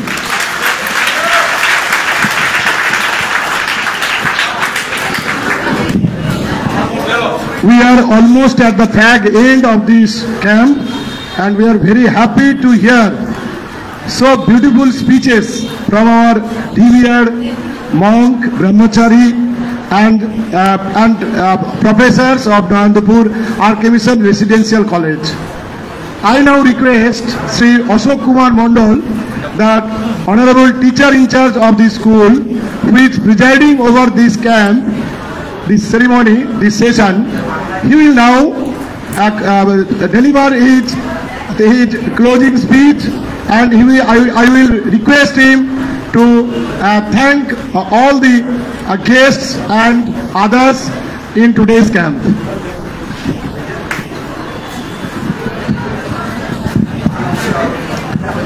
ছাত্রছাত্রী, একটা কথা আছে, সেখানে বলা হচ্ছে যে নদ নদী ধায় সিন্ধু পানে জগজন, এই তো মানে গৌরবঙ্গের বিপরীত রীতি, সিন্ধু ধাইছে নদীর প্রতি। সিন্ধু দৌড়ে আসছে নদীর কাছে। আমাদের প্রেমের ঠাকুর ভগবান রামকৃষ্ণদেব, তিনি তার শিষ্যদের এত ভালোবাসতেন। একজন শিষ্য ছিল পূর্ণ আসতে না দেখে তিনি তার কাছে দৌড়ে যেতেন। তেমনি করেই সেই ঠাকুরের যে উজ্জ্বল উত্তরাধিকার নরেন্দ্রপুর রামকৃষ্ণ মিশন, তার সদ্য মহারাজ দয় এবং সদ্য যারা প্রফেসর আছেন, তারা আজকে দৌড়ে এসছে আমাদের এই প্রত্যন্ত অঞ্চলের বিদ্যালয় সুন্দরবন জনকল্যাণ সংঘ বিদ্যানিকেতনে, এই উদ্দেশ্য নিয়ে যে আমরা যাতে একটু আধুনিক হতে পারি, আমাদের মনন, আমাদের চিন্তন এবং আমাদের ভবিষ্যৎ যাতে আরো উজ্জ্বলতর হয়ে ওঠে। কথায় বলে যে বোঝে সেই পায়। তোমরাও খোঁজো, তোমরাও জীবন যুদ্ধে জয়ী হবে। মহারাজরা আজকে যে আমাদের কাউন্সিলিং এর জন্য আমাদের বিদ্যালয়ে বেছে নিয়েছেন, বিশেষত আমাদের স্টুডেন্টস ওয়েলফেয়ার সোসাইটি, তাদেরকে আমরা বিদ্যালয়ের পক্ষ থেকে আন্তরিক শ্রদ্ধা, কৃতজ্ঞতা এবং অভিনন্দন জ্ঞাপন করছি। সেই সঙ্গে ব্রহ্মচারী মহারাজ, কেদার চৈতন্য মহারাজ এবং স্বামী বেদব্রহ্মচারী মহারাজ, যারা এবং আমাদের শ্রদ্ধেয় অ্যাসোসিয়েট প্রফেসর অসীম বাবু সহ অন্যান্য যে প্রফেসররা এসেছেন এবং অন্যান্য সকলে যারা আমাদের এই অনুষ্ঠানটাকে সুসম্পন্ন করতে এবং আন্তরিকভাবে সুন্দরভাবে পরিচালনা করতে সহযোগিতা করেছেন। বিশেষত আমাদের অন্তিমভাবে উপস্থিত হয়েছেন আমাদের বিদ্যালয়ের আমাদের পরিচালনা সমিতির সভাপতি মহাশয় প্রবীর বাবু, যিনি আমাদের সাগর মহাবিদ্যালয়ের প্রফেসর বটে, স্যারকে আন্তরিক কৃতজ্ঞতা এবং ধন্যবাদ জ্ঞাপন করছি। এবং আমাদের সিনিয়র ছাত্রছাত্রী যারা অনেক কষ্ট করে, অনেক ধৈর্য ধরে এখানে অপেক্ষা করছো, কেন না তোমাদের সকাল থেকে এসছো, তোমাদের খাবারটা জোটেনি, ঠিকঠাক করে বিশ্রামটা হয়নি, কিন্তু আমাদের শরীরের খাবার জোটেনি বটে, কিন্তু মনের যে খাবারটা আমরা আজকে পেলাম, সেইটা তোমাদের জীবন পথে একটা আলোকিত মানুষ হওয়ার পথে অবশ্যই তা দিশা নির্দেশ করবে। আর বিরসের শিবের সম্পর্কে আলোচনা হলো, কারণ স্বামীজি নামাঙ্কিত প্রতিষ্ঠান মানে এ তো শিবেরই অংশ, কাজেই তার আশীর্বাদ তোমাদের সকলের উপরে বর্ষিত হোক। তোমাদের যে এই যে তাৎক্ষণিক ফাস্টিং, সেটা তার আদর্শ, তার চিন্তা, তার প্রেরণা, তার জীবন পথে তোমাদের সেই আলোকিত জীবন পথে তিনি আশীর্বাদ করুন। সকলের আশীর্বাদ এবং মহারাজদের আশীর্বাদ তোমাদের আলোকিত জীবন পথে যাত্রাকে আরো সুন্দর করে তুলুন, সেই প্রত্যাশা করে আজকের এই শুভ অনুষ্ঠানে শুভ